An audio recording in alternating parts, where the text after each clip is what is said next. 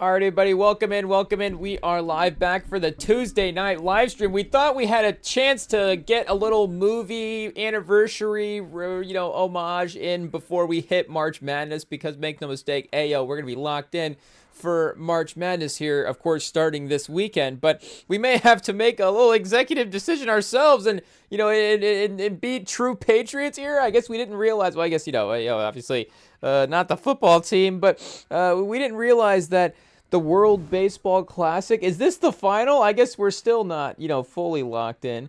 It is what it is. We're just, obviously, as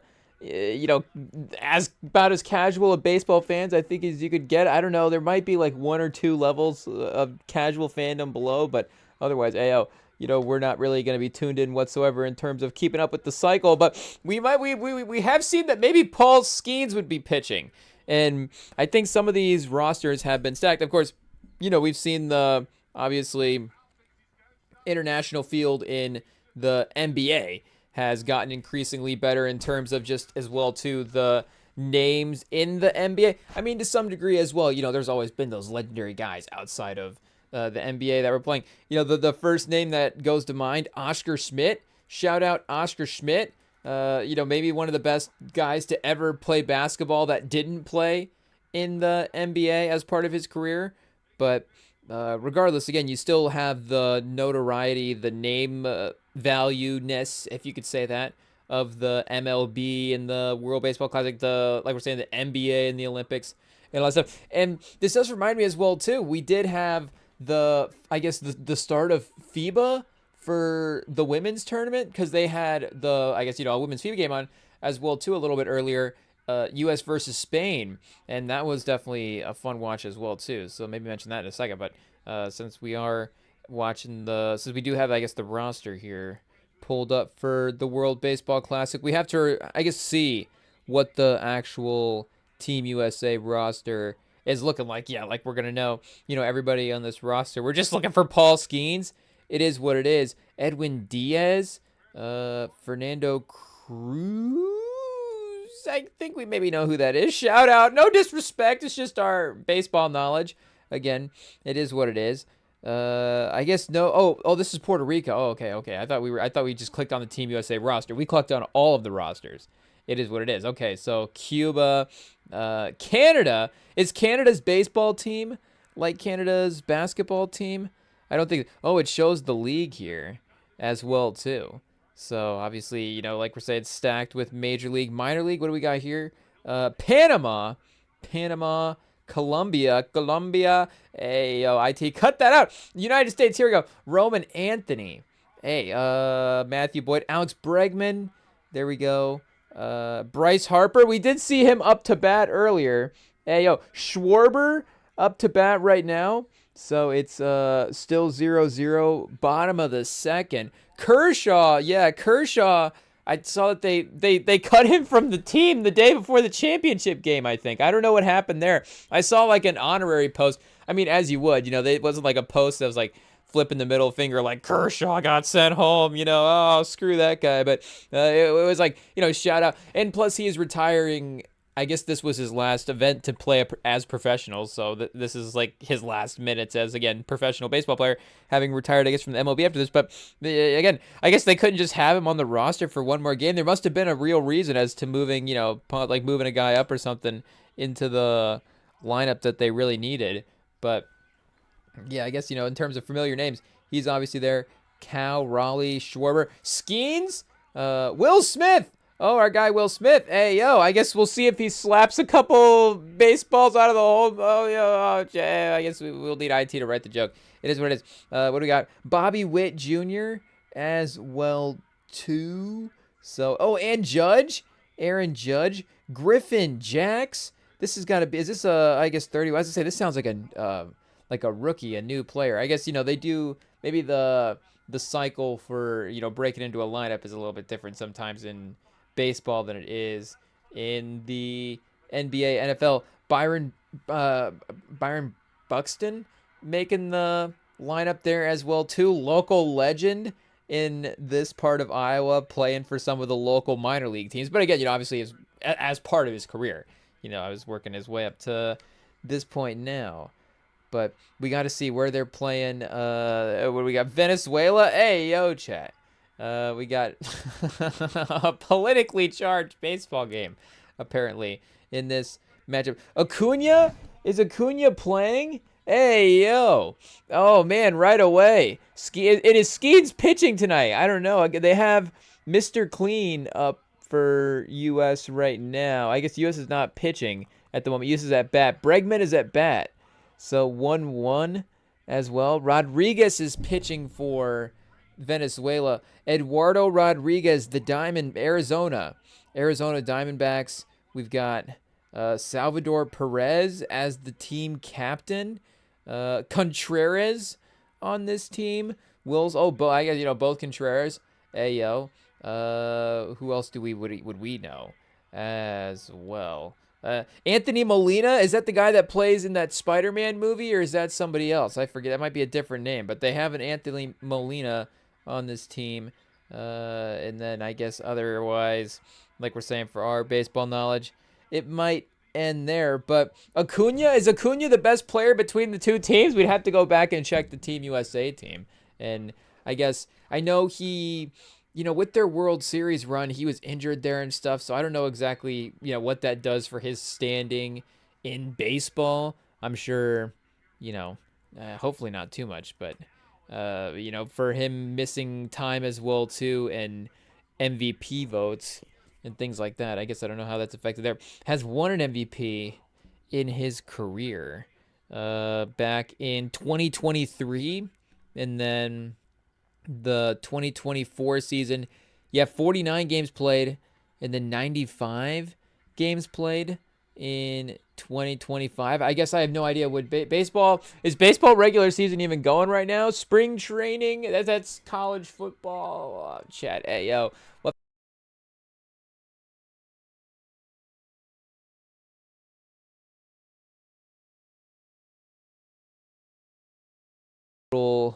There. Fifth in MVP voting in 2019, his second year. But, I guess we'd have to, like we're saying, see if anybody on Team USA, I guess, at what point in their career as well, too. Did Kershaw ever win, like, an MVP back in the day? Where is that Team USA roster again? Oh, Judge? Judge as well, too. And then who else do we say? Is Bobby Witt? And I know Bobby Witt's a rising star for sure. Can we get like the MVP ballot or the All-Star ballot from this past year? Let's see. So I guess he was an All-Star as well. But I guess this is the All-Star game.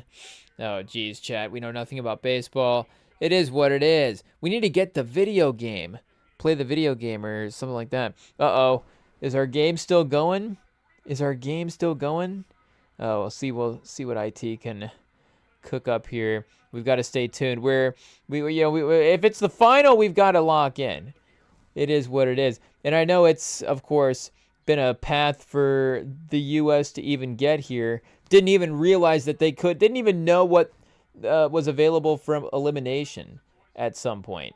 And now, all of a sudden, I guess they have a chance to bounce back and win.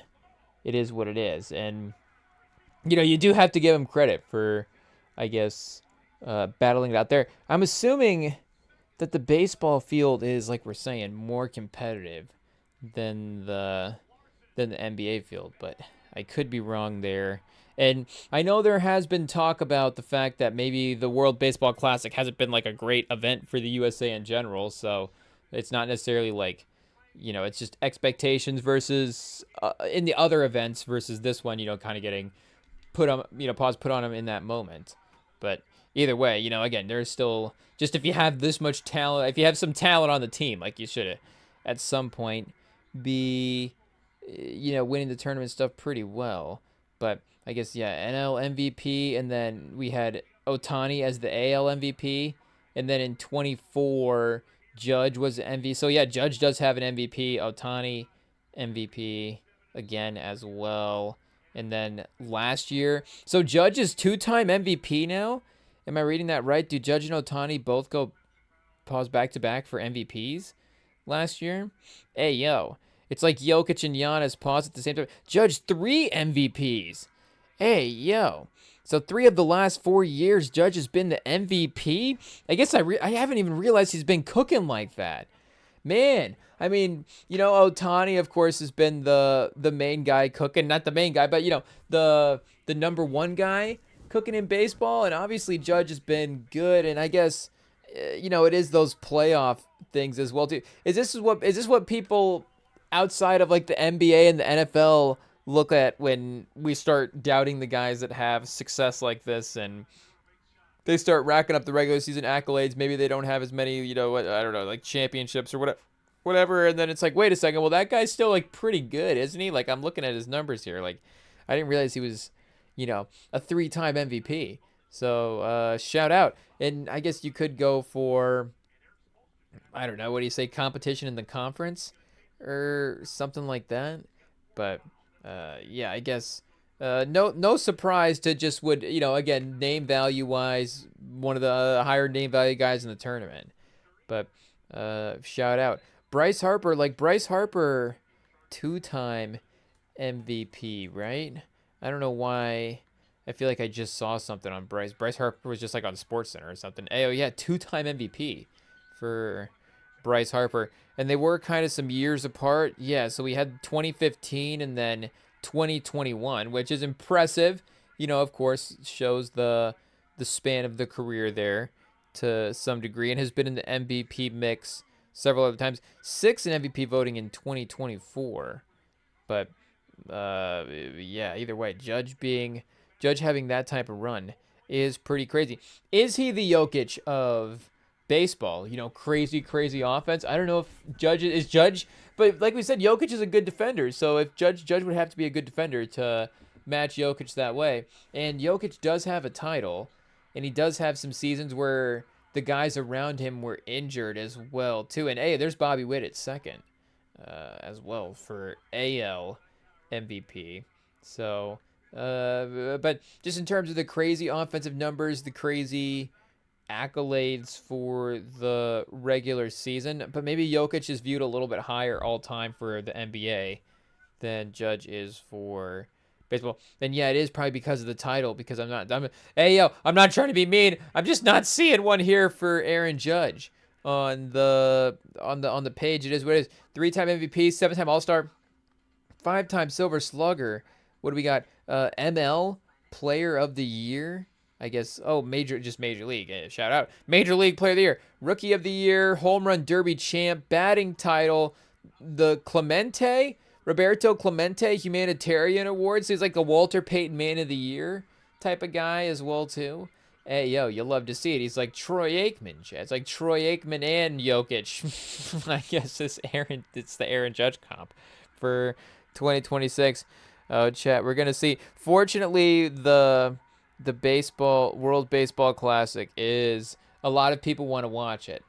It is what it is, but we might have to, put in a little work here to make sure that we're keeping up with the live feed.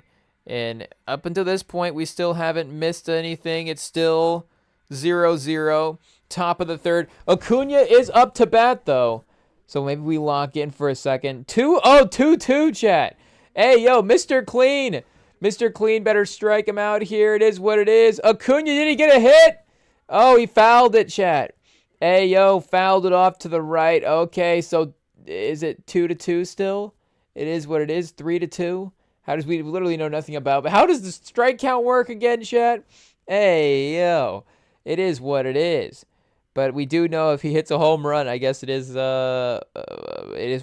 We had to check the base. Oh, it's 2-0. A guy on first. So, oh, there we go. 3-2, chat. Okay, I guess full count. Pause. Hey, full count. I think that was the Nosferatu story. It is what it is. But either way, 3-2. We'll see if Acuna is able to at least get on base, or are we rooting for Venezuela, chat? I think we like Acuna. Shout out, it is what it is. I guess, did they walk him? Did they strike him out? They walked him, chat.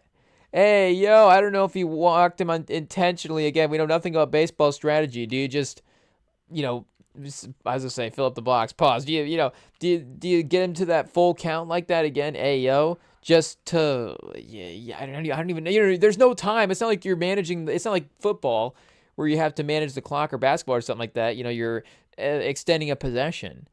But either way, I guess it seemed like they kind of, or he just was risky. I mean, do we have a potential obstruction in the middle of the screen where we're not going to be able to, analyze exactly where the pitches are going, Chad? It is what it is, but we will be able to keep up with the score and the action. So, and we should definitely just straight up just search, because I'm sure we're not the only people. It is what it is.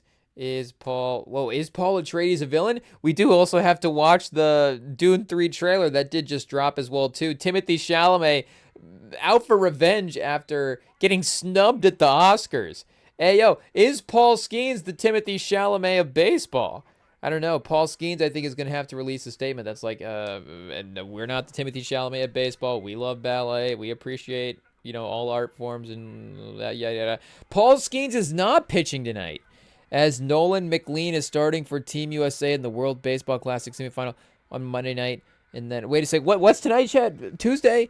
Hey, yo, the AI might not be right. Is scheduled to return to the Pittsburgh Pirates in the Grapefruit League game on March 20th, 2026. So in 3 days, he's going to go from here to the Grapefruit League game?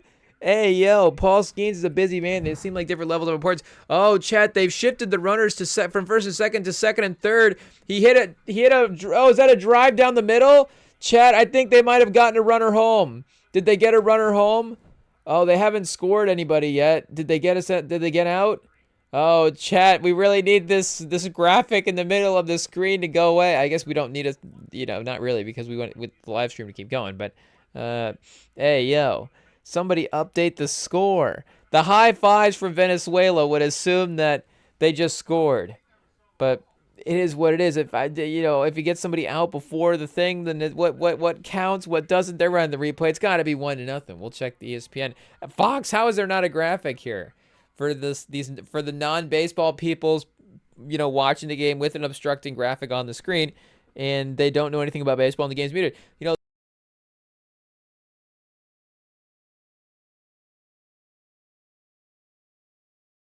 There is going to be a segment of the population that is like that. So, we're going to need to have some type of information available. Yeah, 1-0 for Venezuela. Hey, yo, chat. This is it. We needed Paul Skeens. Paul Skeens would have been the Paul Skeens, Paul Atreides. See, Timothée Chalamet, it's all right there. Paul Atreides Skeens. Does Paul Skeens have a nickname?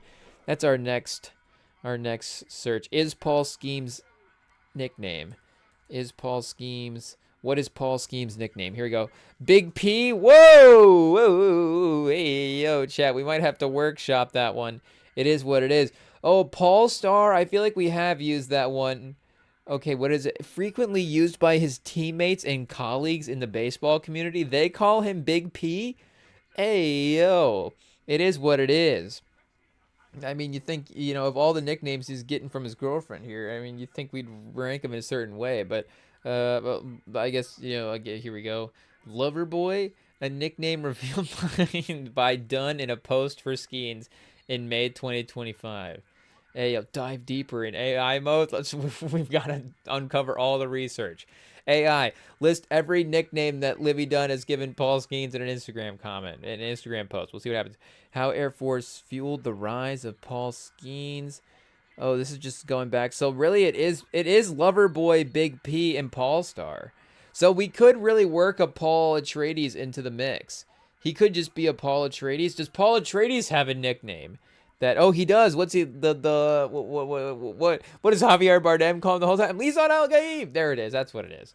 We have to think of Javier Bardem when we think of Lisan Al Gaib. We don't think of Timothée Chalamet. We don't think of Paul Atreides. We think of Javier Bardem's character saying Lisan Al Gaib. That's how he lives on, I guess, in our minds.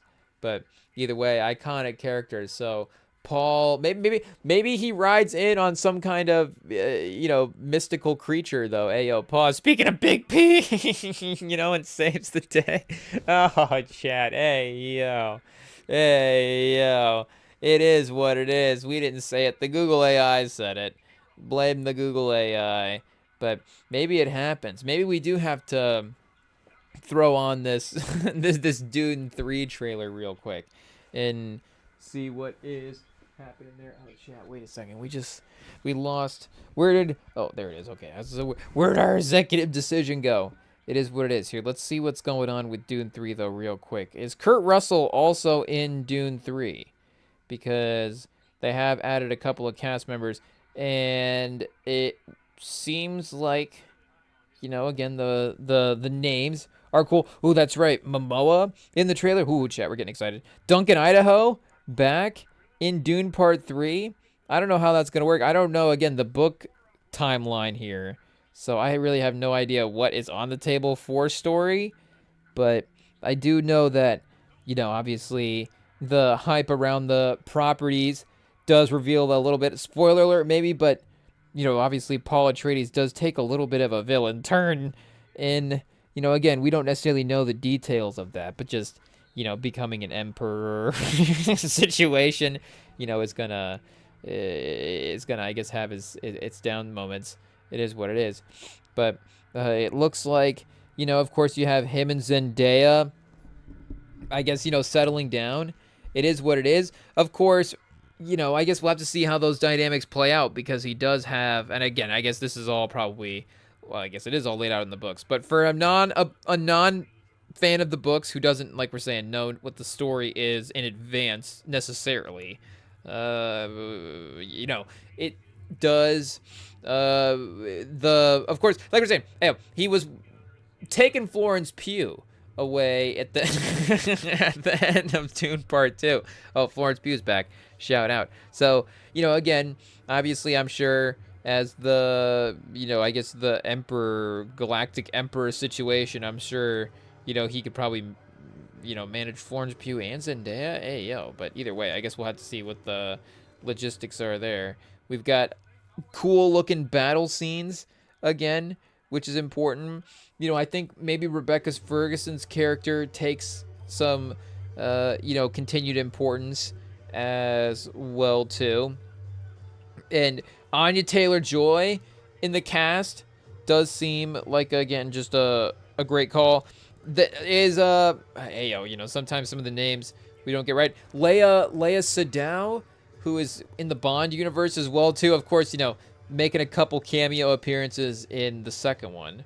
I don't know if she'll return in this one. The army is crazy that Paul Atreides has here. That is for sure. That's got to be a top-tier movie army just in terms of scale, chat. Ayo, I know we're not watching it in the background of the live stream, but, on screen. But, man, oh, man, I know... And, you start getting into Star Wars and stuff. Obviously, there's a lot of similarities between all of these universes. It is what it is. I say obviously. This is what people say. I guess, they all have desert planets. But either way, I would say that there's some large, clone. There's got to be some large clone trooper type of situations there. Pause. And I'm assuming in the animated series as well, too, you see some pretty good scale armies. But this is pretty... Lord of the Rings, I think Lord of the Rings has got some pretty big armies as well, too. Hey, do we have to go biggest armies in movies? What's the biggest army count? This we will have to keep an eye on this Dune 3 scene and see what we have happen here. I was almost going to say, how big was the army in 300, chat? Hey, yo. It is what it is. Yeah, I guess the Covenant Empire in Halo. Oh, there we go. So that would be a little bit outside our knowledge realm, I guess, being more in the video game world. And then, yeah, the Galactic Empire in Star Wars. Sauron's forces in the Lord of the Rings. And then the Battle of Waterloo. Hey, yo, shout out to the Battle of Waterloo being up there with Sauron and the Galactic Empire. Hey, that's pretty crazy. The Zentradi, Robotech, and then the Starfish Army, the Suicide Squad, controlled by massive telepathic starfish. Whoa. Oh, is that all the starfish? That would be a pretty crazy army as well too. In the sea would be nuts. You would be kind of difficult to see it all lined up at one time, but all of the starfish like emerge to the surface and are kind of floating there lined up as an army would be, pretty terrifying if they were approaching the shore. Oh, Thanos, chat. Like Thanos's army is pretty big, but I don't know. It doesn't. It is pretty massive. Pause. Like pretty good scale. Star Trek: The Borg Collective. Okay, yeah. Endgame, all the superheroes. Shout out. It is more about the heroes assembling, though, than it is about the scale of Thanos' army. Harry Potter, Dumbledore army, Order of the Phoenix, and then Lord of the Rings, Saruman's army, like we said. Yeah, this is... What's that iconic battle? Battle of the what, chat? Battle of the what? Hey, yo. Helm's Deep! There it is. Battle of Helm's Deep. This is Helm's Deep, right? Where they're scaling the walls and stuff. That is pretty terrifying. They do kind of funnel in. So I don't know if that does mess with the scale of the army at all. Again, this one is like laid out, waiting for, Paul Atreides really going to have to speak up to when you project for the people in the back over there. Hopefully there's some good speaker systems set out throughout the Empire. The acoustics on this planet have to be crazy for Paul Atreides' voice to carry that far. It is what it is. But Justice League, Army of the Heroes, I guess it looks, pretty intense. Big machinery as well, too, just makes the battle look pretty crazy. This is a lot of, just a lot of, just forces, just pure force. Ready Player One, the Gunter Army. Some armies include heavily armored warriors, genetically gifted fighters, or magic-using warlords. The Gunter army of Ready Player One, that includes everyone from the Iron Giant to Teenage Mutant Ninja Turtles to the demonic Chucky doll in its ranks. Whoa! It's like the Avengers of random Peacock projects. Hey, yo. Set in the Oasis, a virtual construct accessed by sophisticated VR headsets. So it is a little Battle World Avengers-y. That is crazy. Taylor Sheridan universe is involved as well too. Is pretty nuts. Yeah, the Rebel Resistance, like we said, for Star Wars. Oh, Godzilla, the Kaiju army. If we're saying that right, in Godzilla the Monsters, imagine how powerful an army made up of his entourage must be. That's what this classic monster movie. Destroy All Monsters, 1968, and the more recent Godzilla, King of the Monsters, reveal the giant kaiju monsters awaken from their slumber, lead monster and start taking back their world. So this is, pause, literally huge in terms of size. Ayo. But there is like a handful of monsters here versus, I guess infinite amounts of, just a whole galactic army. Like, who is the galaxy fighting in this picture? He's literally got everybody just lined up right there. It is what it is. Terminator, Skynet. When it comes to fire-powered military precision, few armies can match the efficiency of the Terminator franchise. Oh, Chad, that makes you look forward to the future. That's for sure. But Star Wars, the Empire, so the Rebel Resistance is what we mentioned earlier. So that would be, obviously, we'll explain it to you for all the non-Star Wars out fans. The Rebel Resistance is Luke Skywalker's side. And then you have the Empire would be Darth Vader's side. So Darth Vader's side ranked a little higher. Not as high as G.I. Joe, though. More armies in G.I. Joe's. Transformers, true, a lot of Transformers. Starship Troopers, mobile infantry, and I guess that's about it. So I guess nothing too crazy that we were missing, I guess. It does again go down to the galactic universes, but this does look pretty intense. So Chalamet, you see the sort of what do you say, the distress on his face, that's for sure. Definitely a little bit more lifeless behind the eyes as well. A little bit different, kind of branding and coloring around the title cards here as well. I don't know if we're gonna go, full new rock stars and break down what the color scheme means here, but it is different. It does look cool as well too. So, hey yo, it seems like I don't want to say it's going to be a repeat of Dune Part 2 because, again, I don't know the Dune books that well. But, the Dune 2 sort of benefit of being able to play off of the fact that Dune 1 does a lot of the, technical elements of the world building, and then you get to have sort of this sci fi epic adventure in Dune 2.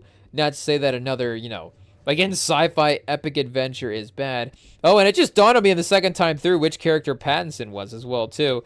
Pattinson's doing the best, acting of anybody in this movie. The makeup job for Pattinson is pretty crazy. It's the blonde eyebrows as well too, and he's got like the Peyton Manning forehead situation. Hey yo, all due respect to our guy Pattinson, but the proportions of the forehead were throwing us off a little bit. I didn't realize it was Pat's head. I feel like they've a little jaw work. I don't know. Ayo, pause. Patson. But either way, they do have him in this movie as well too, and they do, of course, showcase the cameos in this trailer, and maybe that's just the whole point of having some of these cameos as well too. It's just like, we can use up some trailer time here because I can't imagine that it's still not going to be heavily focused on Paul Atreides and Zendaya and stuff. And like we're saying in the last one, you get a bunch of these names of like this person's added to the cast, this person's added to the cast, and you go through and realize that they're really just not really, in the movie. And there is, everybody that is again added in, there is great actors. So even if they're not in the movie that much, when they're in the movie, they're gonna be impactful. Again, it is what it is. But regardless, like we're saying, from in terms of the story playing out. It's not like Florence Pugh in Dune 2 was a huge part of the story. I could be like, what part of the plot was I missing? Again, she obviously is popping up but even like Christopher Walken as well too, like we're saying, Leia Seydoux is just not it. And then Austin Butler, just in terms of screen time, like, is Austin Butler in 6 minutes of Dune? Like, Dune 2, like, he's still not in it that much. And again, that's what I'm saying, like, he's a great actor, he's super impactful, and that last scene is obviously very riveting. With that, all the fight scenes that he's in are incredible. But either way, the story is still driven through. Javier Bardem is like, good to go back to our guy Bardem. Javier Bardem is on screen more than some of these guys as well too. Not that that's a bad thing whatsoever, but just in terms of, again, what this movie is gonna be, I'm not trying to be skeptical for movies this year, but again, we are trying to find the thing that stands out as well too. And the thing that did stand out, of course, last year was two more original works. And I know that we, of course, just having the Oscars, both of the movies in contention for Best Picture between Sinners and One Battle After Another were both able to snag their own screenplay noms. So One Battle After Another, of course, adapted. Sinners is original. But like we were saying, you got, to give One Battle After Another a little bit of credit there, it is, like we're saying, not still like a major IP adapted type of thing as well too, even though the story could have been more popular than we're giving it credit for, just because we didn't know about it.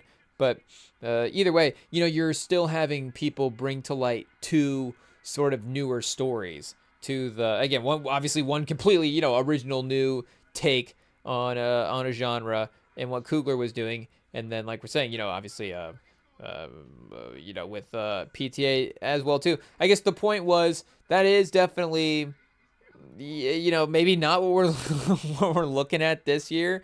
I guess we'll have to go back and double check. I don't know. Is Wuthering Heights getting the reviews for that to start off? But it is a lot of has been for the last couple years, obviously, but just a ton of the franchise continuations type of things. And again, these things can definitely still hit in a major critical type of way. Is Dune 3 just like an updated Lord of the Rings or something along those lines, where again it can still be box office popcorn, pop culture, and still get the critical awards and stuff like that, and be that magnum opus type thing, but in still terms of being again, like a real conversation piece. Like, I know the Lord of the Rings are still, again, obviously very present in pop culture. Like, people, the Lord of the Rings fans, it's one of those definite things that, like, everybody has to do. If you're a Lord of the Rings fan, you have to do, like, your Lord of the Rings rewatch. Like, and I feel like you have to update people when you're doing when you're doing your Lord of the Rings rewatch. I feel like we get updates every time the people in our lives that are doing. It's like, hey, just by the way, I just started watching the Lord of the Rings again. It's like, well, I mean, you're always watching Lord of the Rings because, hey, yo, they didn't edit anything out. It is what it is. But either way, what do we what do we say about it? Oh yeah, it's still not like the impact of those movies still aren't going to be, as strong as some other just like crazy culture impact type movies.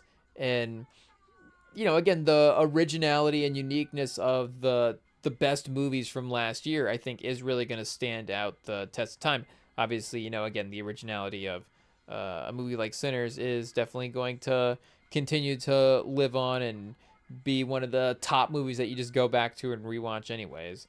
But like we're saying, and I guess maybe we do have to kind of get Disclosure Day in our brains, pause a little bit more as well too for thinking about that, because that does seem to have some original sort of aspects to it. Do we need to look like what are the most anticipated original movies for 2026? Here we go. Most anticipated. Whoa, wait a second.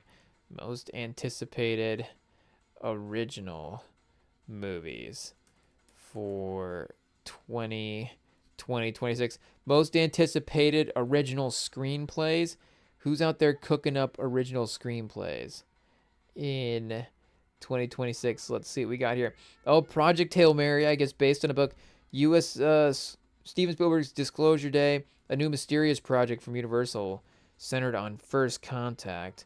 The Odyssey, Coogler vampire film starring Michael B. Jordan. This film is a musical horror period piece. That sounds like it could be very successful, Chad. Hey, yo, when is that going to drop? And then Paul Thomas Anderson, 2026, a family political thriller listed among top 2026 Oscar hopefuls. I think Begonia. Yeah, I think these movies are already out. It is what it is. Whoa, hey, yo, what is that? That is intense. That is pretty crazy. And like we said, definitely excited for Michael as well too. The Bride was, definitely a moment that happened here recently. Kind of the first, keep your eye on that release. Hoppers is something that people have been hyping up. Reminders of Him. Oh, Tyreek Withers also, of course, in Him as well too. Is this the second part from that movie? I don't know. So he was just in Him and then Reminders of Him, his second movie. Nice. Oh, it's already out. When was this dropped? March 13th? Ooh, I guess it just dropped 4 days ago. So another Colleen Hoover adaptation. Probably why we weren't locked in. It is what it is. We need to set our Google reminders for Colleen Hoover adaptations. But one of the screens, Reminders of Him. After the release of It Ends With Us, there was no surprise that another novel is going to get adapted. Hoover herself is leading the project again. Whoa!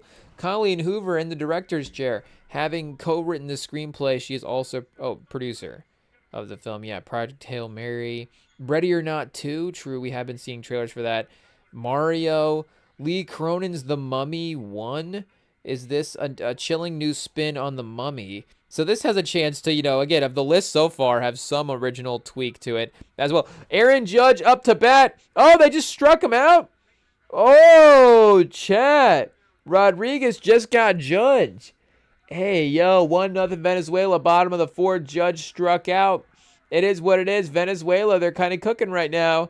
I don't know if they're extra motivated or what, but Apex as well. Charlize Theron back in her action hero bag alongside Taron Egerton and Eric Bana in his thriller about grieving about a grieving woman on a trek through the Australian wilderness who find herself targeted by a ruthless killer.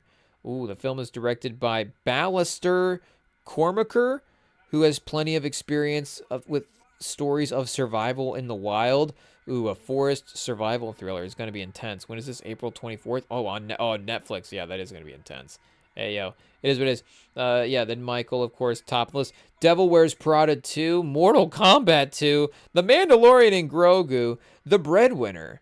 Okay, here we go. The Breadwinner. We got Bergazzi directing, Mandy Moore, Wilfred Tay, Colin Jost, Kamel Nanjiani. Bargatze's directorial debut, in which he's producing, writing, and starring in, releases in spring 2026. We'll keep an eye. It'll be interesting. Obviously, shout out to Bargatze. We're not going to immediately, just because we're in a skeptical mood, going to criticize everything. This is definitely something to keep an eye on, because again, there is originality here, and just because we want a certain type of movie, maybe from you say a comedian's making a movie, well, that implies to us, a certain type of movie, and we're judging it from not seeing the trailer as well too. I guess I'll say, if we can speak open and honestly here on the Remington Pod, again, obviously, it is what it is. We're just talking it out. Like, I would, because in Bill Burr, shout out, obviously, we tread lightly, but, when he dabbled into making some of those Netflix movies, it seemed like there was a touch of the good-heartedness in some of those movies, and a lot of them seemed like they were really good as well, too. But still, it's like, is there going to be, you still don't want to lose the silliness amongst that as well too, which again, I think for the most part it seemed like there was a good balance there, but just hopefully that there's a balance of silliness, and if you're gonna go a sweethearted lane as well too. But Masters of the Universe is getting a big screen release. Pause. Scary Movie does look pretty fun. The rollout stuff for that after the Oscars with the Sinners stuff. Honestly, that alone made me put it second on the list next to Michael, as like, what do we have to go see in the theaters? Is Michael number one? And then, if Scary Movie is going to be spoofing Sinners, then I guess that's going to get us in the theaters as well too. Who knows if they've been able to work it into the movie at this point. But yeah, Disclosure Day, Toy Story 5, Supergirl, Jack High, what do we got? Minions and Monsters. Moana live action will be interesting, that's for sure. The Odyssey, obviously. Evil Dead Burn. Spider-Man Brand New Day, another teaser we could check out. The suit looking crazy. Still, even from this close-up right here, still not looking as vibrant and as awesome as the Amazing Spider-Man suit. It is what it is. It'll always be the number one.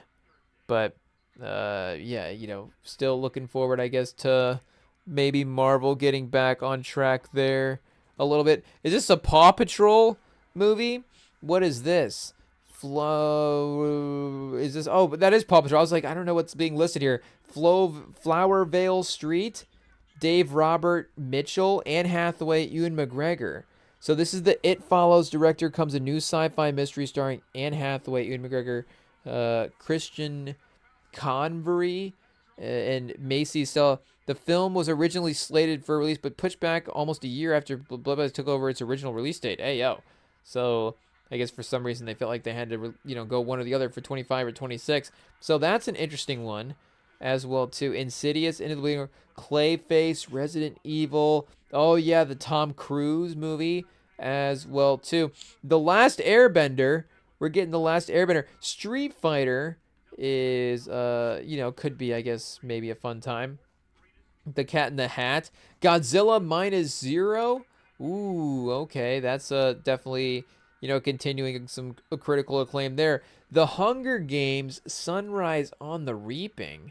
What do we got? Ralph Fiennes in the mix? I don't know if that's a good sign or the bad side for the franchise at this point. Violent Night 2 in December with Dave Harbour.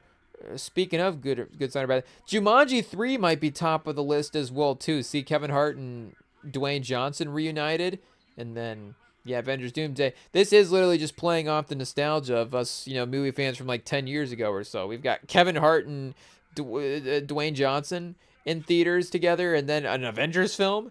Take me back. But again, like we're saying, and I'm sure those smaller, films that'll make their waves as well too, we just don't know about it. But at least, like we're saying, Coogler and Sinners, there is that anticipation for the next movie that he was, and this is even going back, again, just off of the strength of Black Panther and Wakanda Forever, there is going to be that anticipation of what he was going to make next. And like we're saying, the interest is piqued even more when you're like, oh, it's going to be an original film. He's doing his own thing instead of like, imagine, Chad.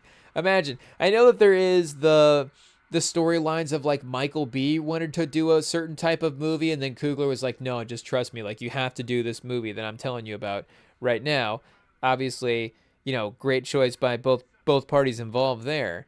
So, who knows if they're working on Michael B's idea next, or if Michael B's going to pursue that on his own, or, who knows what just who knows what ends up happening, I guess, with that ultimately. But, Coogler could have easily, I guess, have gotten any he probably could have gotten a lot of IP that he wanted. I guess any IP that he wanted is, crazy. Obviously, I don't know if Nolan turned down Bond, but you could say that Nolan lost Bond to Villeneuve. Like, again, not everybody's going to get every IP in some way. I guess Nolan could always circle back and, probably get a Bond movie at some point in his life. It's not probably out of the question. I mean, he already has Tenet, so it is what it is. He already built Bond time heist. That's the problem. The Bond people are like, actually, we want to keep Bond in one timeline.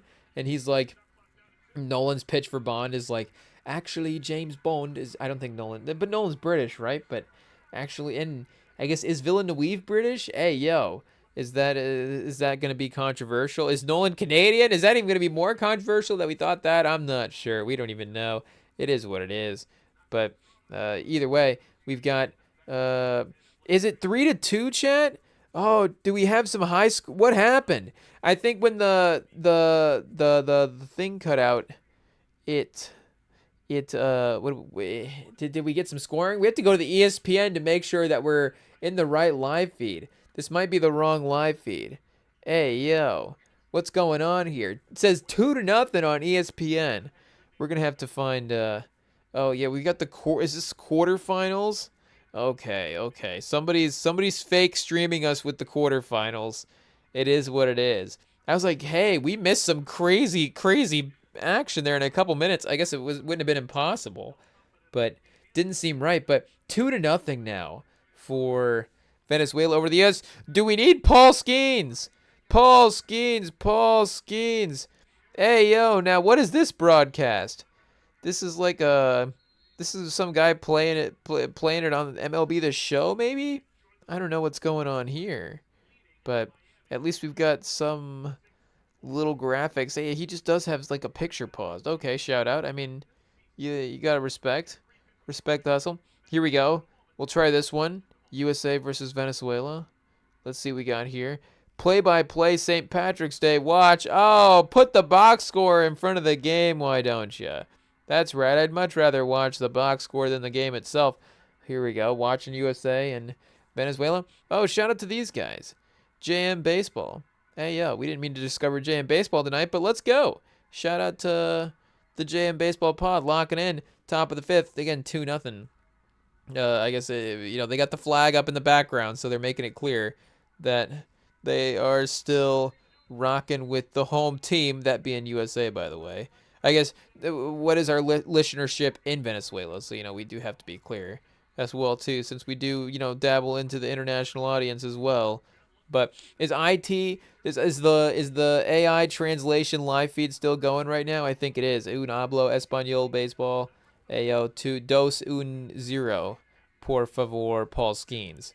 But ¿Dónde está la Paul Skeens? See, there we go. We're international, Chad. We're international. It is what it is. But what were we saying there about movies? Yeah, Coogler. Like we say, he could have gotten any IP that he wanted, but for him to actually be able to, obviously again take the risk that he took was pretty crazy. But I can't imagine that. It's crazy that nobody's taken that risk, and maybe it's one of those years as well too where. It's like with album drops, it's, sometimes just the calendar lines up in certain ways where, like this year, again, just in the run that we've had this year, the names alone that have dropped albums, it's like that's a year's worth of names just to get ASAP and J. Cole and Don. Again, to have 2026 where you're going to have ASAP Rocky, Don Toliver, J. Cole and Bruno Mars, all these guys drop albums, and it's like, and they were all dropping them back to back to back to back to back weeks. It's like there's still a couple of guys that we're still gonna probably put up albums as well too, and add into the mix. And it's like, 2-3 months of 2026 has already probably had some more name value album drops than we had in 2025. We did of course have Tyler dropping like a little mixtape project in there for star players, and Jid and Clips are definitely stars as well too. But I think Don Toliver is a little bit more popular than both those guys, and Cole as well too, and again obviously Rocky as well. So again, I know I'm missing a fourth one in there. Like, oh, Keem dropped, and Keem is again just like I would say Jid's probably more popular than Keem, but it might be close. It might be close. Keem does have a couple of Kendrick features, so that does help. I would say that Jid has, a little bit more, you say carry his own weight in his discography, but I would say that he doesn't, outside of Cole, I guess, doesn't usually collaborate with bigger artists on his own projects, if that makes sense. Oh, I guess he did have Wayne on the Forever Story, but, Wayne, not saying that Wayne in 2022 is not elite, but it is more that, legendary feature. Do we say that respectfully? Hey, yo, it is what it is. I guess you could say Ty Dolla $ign versus Jid. And I guess, like we're saying, he did collaborate with Don Toliver in this last album, who we are saying is more popular than him, but still a little bit of a different lane than, like collaborating with Kendrick like Keem would. But let's see here. Yeah, that's who he meant to look up anyways, was Keem. And see what we're looking at there. 20.6 on Spotify for Keem. And Jid's at 17.9. So, yeah, hey, yo, Keem's got him. It is what it is. Good Flirts is racking up the streams at this point. Kissing on your booty. Loving on your booty. Hey, yo, we need to throw House Money back on as well, too. I had that one stuck in my head until right now, until I started going kissing on your booty. So now it's going to be Good Flirts. It is what it is. But, hey, yo, speaking of Good Flirts, can we get Paul Skeens in this game, chat? Hey, yo, what was the pitch count for the last game? Is it impossible? Is it totally off the table? They do have a new pitcher in, though, now as well, though, so we do have to see that. Miller, one pitch for Miller. I think he just allowed, oh, nope, I think they got him. Okay, so we're off. We're off the field. We're back up to bat, down 2-0, top of the fifth. So, I don't know if Judge is going to get back in the mix. Is this the order here? Do they have it listed by the order as it goes throughout the game, or just as the lineup is set, if that makes sense? So is Bobby Witt up next, or doesn't matter? Oh, now at bat, Anthony. Okay, so we're at Anthony. So, yeah, it's going to be a second before Judge is up. Will Smith, Terang, and then Buxton is up third. Buxton struck out. Today's at bat third, but Buxton struck out swinging. Hey, yo. So, here we go. I guess we'll see how our guy Anthony is able to handle the clutch possessions here. But, yeah, the pitching change has now happened for Team USA. We're trying to keep up, chat. We're trying to keep up. It is what it is. Like we're saying, we're doing our best to be good Patriots, but shout out. We want the redemption arc for the Team USA as well, too. We know, not from necessarily experience, we weren't around from the '04 Olympics, but, well, we were, but we just weren't necessarily remembering it. But, we do know from being a Spurs fan that those '04 Olympics can definitely, those Olympics that don't go your way, or those international events that don't go your way, are definitely, bad for, what do you say, like the narratives of the players. It is what it is. Like, obviously from an international standpoint, Duncan and Iverson, it's a tough one. I know that both of those guys ultimately did enough in their careers. I think a lot of the guys in that '04 team, as we sit here and say, it's like, oh, how detrimental it is. It's still not like the first thing that you bring up when you think about it. I'm not saying that we walk around thinking like, oh, Tim Duncan, and Allen Iverson, all these guys, oh, they lost the '04 Olympics. But you don't get those, like we're saying, it's the other side of it. It's not about what happens. It's also about what doesn't happen sometimes. It's about not getting the moment like, the Steph Curry Olympics in the last moment, or again, I guess you have to have the downside of year to have the redeem team, but or just the dream team type of year, Steph Marbury as well too. But you don't necessarily get the same type of moments for these guys. Hey yo, we got Iverson, Marbury, Wade, Boozer, Melo, LeBron, Emeka Okafor, Sean Marion, Amari Stoudemire.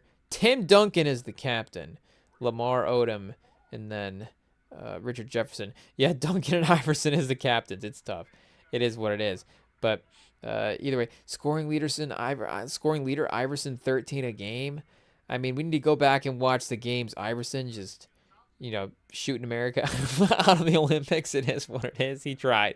He got the Sixers to the finals, but the flip side of that coin is U.S. is going to win bronze. It doesn't always work out as well too. And I guess Boozer on the Cavs as well, not necessarily Utah Jazz Boozer. Hey yo, Boozer and LeBron. Should have stuck that out a little bit longer. Pause. And then Stoudemire in 04 as well too. Yeah, this team just wasn't ready. I mean, Melo, I guess it should have been though with with Duncan and Iverson. It probably should have been, but it is lacking that point guard. I don't know what was going on with roster construction at this time. Larry Brown. I don't know if they had to choose one between Iverson or Jason Kidd, but I don't know how Jason Kidd is not on this team in 2004. He had been to back-to-back finals around this time. Chauncey Billups as well too maybe could have been on this team. So not to like kick Marbury off or something like that, but if you have Iverson, do you need Marbury? If you have Iverson and Wade, you have Iverson, Wade, and Marbury.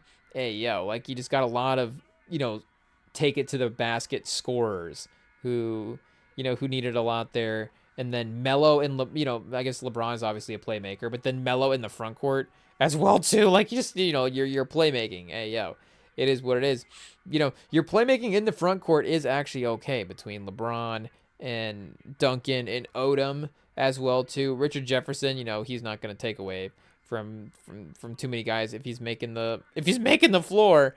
And then Emeka Okafor same as well too. Like he can be out there. It's fine. But yeah, the backcourt, a little wonky. It is what it is. I don't know if we can look up the Argentina roster that won that year, but they, of course, I know had Ginobili and Scola, but I guess I don't remember necessarily outside of that who else would have been a major NBA guy, but it obviously doesn't really matter because still not the level of the of the NBA guys.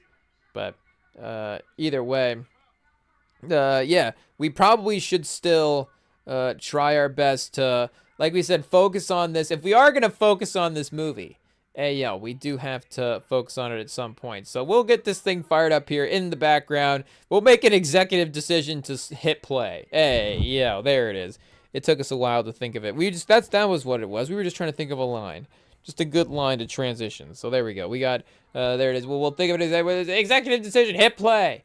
And then we'll get to watch this movie. A classic, Kurt Russell, Halle Berry, 1996, executive decision. Right after the break, we'll be back.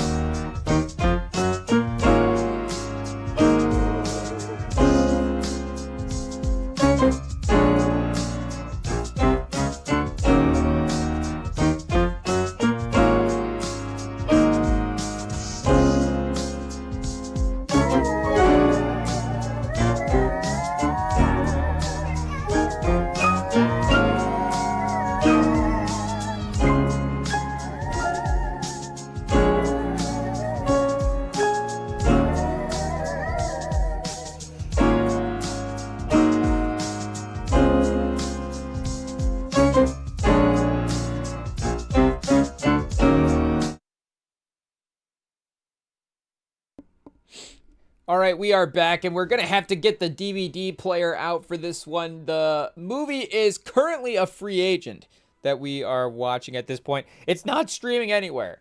So, just a reminder out there to all the streaming services, hey, yo, don't forget about old Executive Decision. Make sure that that one is, at least somewhere. There needs to be a council of streaming services that needs to, like, make sure okay, this movie's a free agent, but we can get this movie. This movie is Tubi, of course, have room for executive decision right now. Hey, yo, maybe it had a little bit of run on Tubi. Now we can, the next month move it up into a paid service. The council of, moves it over to, I guess, you got to be careful these days. Which service, yeah, it is what it is. But I guess, obviously you can only do so much as well, too. But you're like, okay, maybe executive decision could have like a Paramount Plus run at some point as well too. That is the natural next service for it to go to after Tubi, or I guess Peacock as well. And then it would have to have the Netflix run after that. But either way, I don't know, how many qualifiers you can put on this movie. One of the greats, one of the most whatever, but it really is like one of the super fun. Nobody really talks about this type of movie. And, again, if you're at least thinking about underrated, I feel like there are the nobody talks about the underrated, the underrated movie that like this movie was bad, again, as like a simple way to say it. Like some movies, again, fall by the wayside because maybe they weren't as well received in the moment. I know this one is not necessarily like, like looking back, like Executive Decision, 92% on Rotten Tomatoes. But it did make money at the box office. Like it did get positive critical reviews. The people were definitely like yes, this holds up, and it still is like kind of innovative in a way for what it is. I think, of course, the whole concept of a plane movie has, of course, changed so much. Obviously, since we don't even have to say it, but since 9/11, obviously there's been so much in terms of just the logistics of obviously you getting things onto planes and stuff, and just what was capable for plot points and things like that. Like I guess it just I guess was more common, more willing, maybe even like filming as well too. I don't know if filming in airports, filming on planes made more sense, but obviously it went a little bit of a different direction. And you think about the plane movies that we have gotten recently as well too.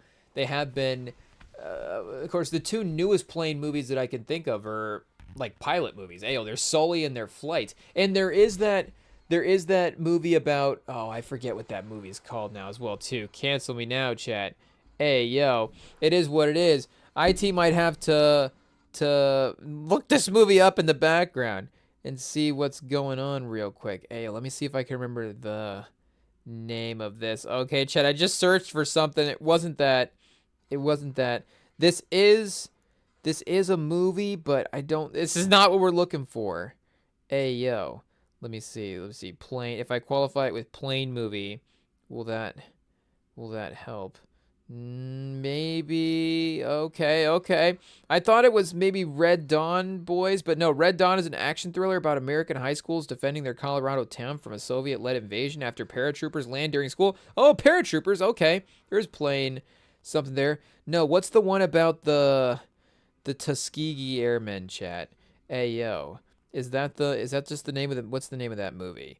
Okay, there's the 1995 movie Tuskegee Airmen. There wasn't a new, what was it? Oh, Red Tails. Here it is. Red Tails. What is Red Tails about? I remember seeing posters for this movie back in the day. 2012? Where does the time go, chat? Hey, yo. American war film directed by Anthony Hemingway. Ooh, I wonder if he's related to who's that other Hemingway chap? But Terrence Howard and Cuba Gooding Jr. Hey, yo. The film is about the Tuskegee Airmen. Shout out. So I guess we need to, watch this one and the 95 one as well too. But yeah, I guess that, again, if we're talking about just plain movies in general, that one probably goes more as like a war movie though than it is just like a plain movie. Midway, Devotion, with Majors, and is Glenn Powell in that movie as well too? Yeah, Jonathan Majors and Glenn Powell and Joe Jonas. Hey, yo, spending for the guys. The Greyhound as well, and then there's another one listed on here that I was like, oh yeah, that kind of is also another one. I guess I don't remember exactly what we had in the mix, but yeah. Either way, again, plane movies now aren't necessarily the hijack plane movie. Obviously, Air Force One, iconic in that type of way as well too. But this one is, I would say, and I haven't, we didn't rewatch this one right before. It is what it is. But I just remember the the action in this one being a little bit more unique, and obviously the infiltrating factor is different as well too, versus like a guy already on the plane kind of having to figure that out. Oh, Soul Plane. Hey yo, how could I forget that? That's why we didn't rewatch this one, because we had Soul Plane on right before this. IT queued up the wrong plane movie beforehand. We thought we were watching Soul Plane. It turns out it was Executive Decision. Hey yo, it is what it is. But either way, of course you get the Kurt Russell. I mean, sometimes, like we were saying, rewatching Sinners this last time, some of the subtle foreshadowing with Sammy bringing the car back at the beginning with the lines that Smoke and Stack are saying at the beginning of that movie with like, oh yeah, we'll let you drive when we return and stuff like that. I feel like the first time I watched this movie, you see, again, you click on it, you see you see Kurt Russell, you got the plane. I know this movie was billed a little bit differently, as you see here with like Seagal as well too, and we'll get to that as this movie progresses here very, very quickly. But still, the fact that Kurt Russell is like, barely landing a plane early in this movie is just like the most like, okay, this man is definitely this, and again, spoiler alert, I guess, if you haven't seen it, but it's the most obvious this man is going to be landing a plane at the end of the movie. It is what it is. So it's like, oh, the skills are barely there. It's like, I guess if you had to do, if all else fails and you absolutely had to land this plane, I guess you probably could. It's like, oh, well, just wait about 90 minutes, wait about 2 hours, and it will be maybe pretty close to that. It is what it is. But yeah, again, a lot of times you do have, of course, the person that is having to stop the plane situation already in the plane.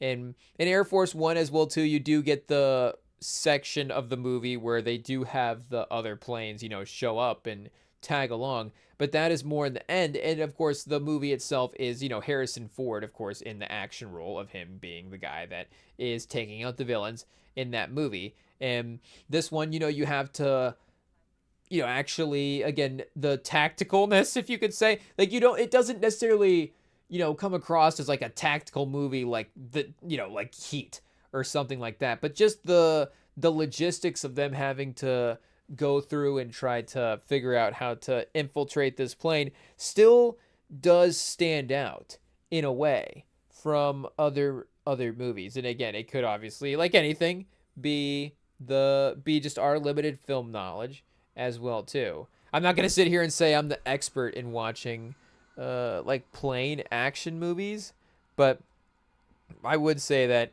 again, the way that this one paces out is pretty clever, and it is a really, really fun casting as well too. Like we're saying, Kurt Russell, Halle Berry in a fun role as well too. You get John Leguizamo in the 90s, 96. What year is Carlito's Way? 93. And then what year is Carlito's Way Rise to Power? Hey yo, is he in that one as well too? But oh, chat, look at this. Now we've got. Is it on ESPN2? Or is it on ESPN2 in a different country? We're literally somebody. I mean, I guess we're not snitching here on the Rem and Sam pod. It is what it is. We'll tell you next week what's going on. But this is elite. This is an elite way to watch the World Baseball Classic. That's all I'll say. I know that's tough. I know we're prioritizing community and not snitching over content. And hey, maybe the ones that make it would prioritize, content. Hey, yo, we're not. What are we, 6'9" over here? Pause. But yeah, we're not gonna give up anybody's game. But we're just loving the way that this is being executed here. It is what it is. But yeah. Anyways, like we were saying, Kurt Russell, of course, one of the fun, of course, action movie superstars, and maybe is an action movie superstar kind of like this movie, because I don't know if you would put him in the tier one of guys like Stallone per se and Arnold and think of him in a way in that role. But and maybe that's guys from our generation as well too. I don't know. And he is a versatile actor as well too. He has played in movies like Miracle as well. So it's not like, I guess Stallone kind of playing the coach in Creed is important for him as an actor. Arnold hasn't really had like I'm trying to think back on his career. He didn't necessarily have like the I'm gonna play the coach on the sports team type of movie. I guess his we'd have to go back and throw on Vanilla Sky as well too and see what's going on there. But yeah, like we're saying, in terms of the action movie belt, his filmography is definitely an underrated one. And his, again, you have a plain movie like this. I know that, again, all of these guys to some degree hit a certain level of kind of did everything. And Stallone is maybe a little bit better at Arnold than that, because, again, Stallone does have the boxing element to his career. But Russell does, again, have one of the better variety filmographies for hitting the lanes. He's got the comedy, like we're saying, the action, the good mix of action comedy. His run, of course, with Carpenter is important for that as well too. And hey, shout out, the man was working a lot. It is what it is.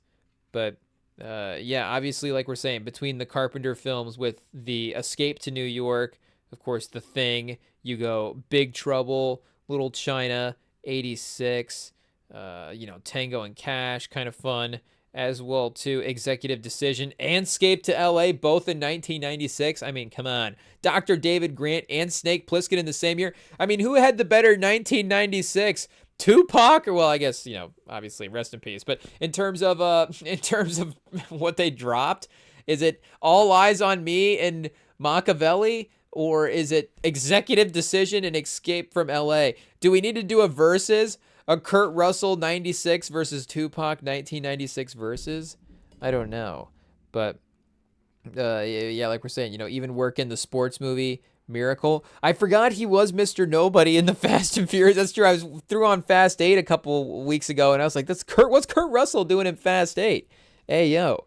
Fast and Furious kind of like becoming the Dune movies now with, everybody in the mix. And then, as, they take over the plane, of course, you've got the, you just like, we'll just stash an AK just like right over here.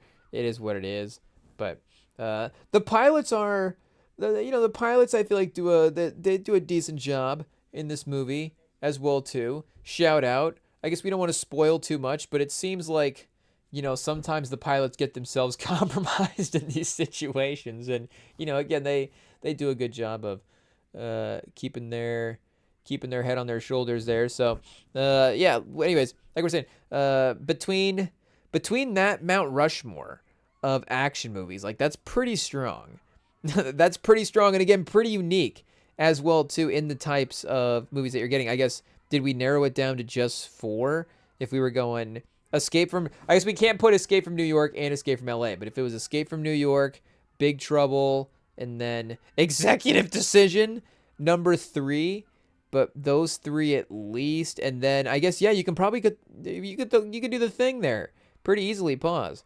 So 3 Carpenters, and then Executive Decision is the 4th one. And I guess, again, obviously, just however you want to build the list. But that's a pretty fun 4 movies right there. I think that Arnold does maybe play in some, I guess, Escape from New York compared to like Terminator 2. Hey, yo, are we going to start getting hot takey here? Which movie would you rather watch? I'm just saying, would you rather commit to Terminator 2 or just be like, let me throw on Escape from New York? I don't know. But outside of Terminator, I guess Arnold does have Terminator and Predator, both in his, literally like 2 of the, we're talking about Kurt Russell's Mount Rushmore. Literally, Arnold is on the action movie Mount Rushmore with those 2 movies right there. those are arguably some of the greatest in the genre of all time. So, how many great Arnold movies could we cross off the list before his filmography equals Kurt Russell? I'm not sure. If Kurt Russell, so that's what I'm saying. He might be in the tier right behind.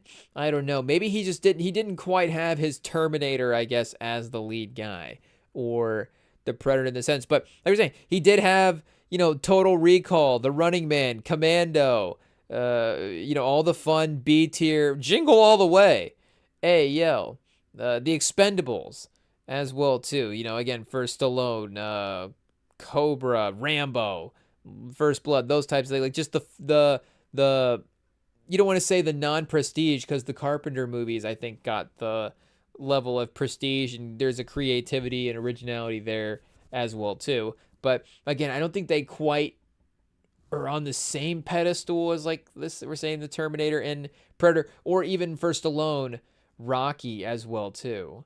But after those two guys, again, it does start to get pretty. The conversation, of course, does open up a little bit. And maybe now with Michael B getting a Best Actor nom, I don't know, or Best Actor win, that would definitely be in there as well too. But those guys being specific to the genre, and I guess we can go back and double check Kurt Russell's career here as well too. But and again, I mean this with obviously we don't mean to be disrespectful here, but he's not necessarily a guy that again you think of him necessarily getting nominated for Oscars and stuff as well too. He is that fun action movie star, like we're saying, more in the lane of Arnold and Stallone. Because I was gonna say, you start thinking like, well, De Niro's been in all these gangster movies. Pacino's this action star, again like Scarface, Carlito's Way, but it's a different thing. And I'm not again, the charm of what Kurt Russell can do. Like Kurt Russell can do, I think, a different thing than obviously he can do a different thing than Pacino. But like if Pacino or De Niro were in Big Trouble, like they just can't be as silly as Kurt Russell is. I don't think in that movie. I think Pacino can hit levels of comedy that are equally as obviously equally as funny, if not funnier, than Kurt Russell can. That's for sure. But again, it's just a different style as well to it. Maybe sometimes it's the unintentionalness of just the exaggeration of what he's doing in a moment as well too.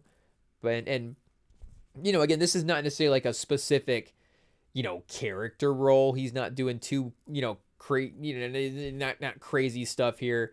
Not necessarily saying that again, could Pacino and De Niro play an executive decision? That is that is for sure. But in terms of, again, those are guys that are going to be probably going out and getting some more prestigious roles and getting, again, Oscar looks for some certain stuff as well, too. But on that, if we're saying like Kurt Russell versus Jean-Claude Van Damme as well, too, like I think Kurt Russell's movies might take the case there. Again, like a Bloodsport, Time Cop, what do we do? Double Impact argument is pretty close. But like Statham, obviously a guy from this era. The Rock versus Kurt Russell. Hey, we might have to go verses for verses on that one. It is what it is. Statham, I feel like, again, just would not necessarily be as silly as Kurt Russell could be. I think you could play a movie like Big Trouble where he is as, he's being serious and there's a dynamic comedy situation with that, but it's not going to be him being crazy as well too. But obviously the Italian Job, The Transporter, Snatch, Lock, Stock, and Two Smoking Barrels as well too is I guess is like a deep cut.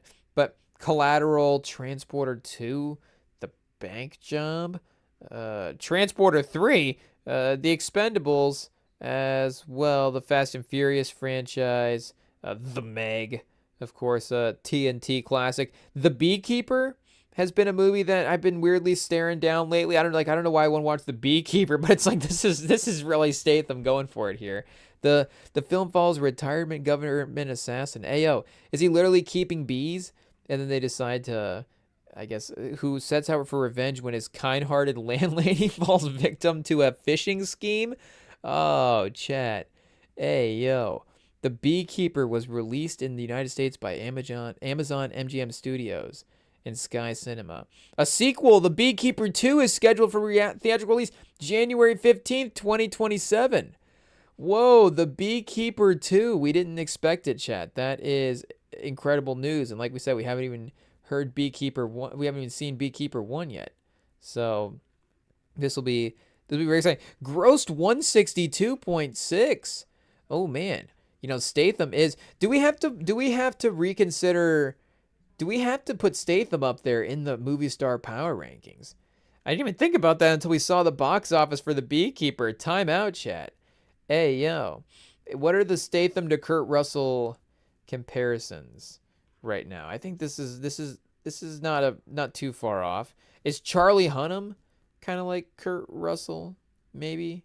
But yeah, hey, yo. I think that again with his work in the Fast and Furious franchise, but the Meg is also like we're saying a movie that people would watch. It's a lot of ensembles. The Wrath of Man is like a fun movie that people go back to. What did The Wrath of Man do in theaters? It might have been a little 104 to 40 at the box office in 2021. We'd have to go back and remember how that did around COVID.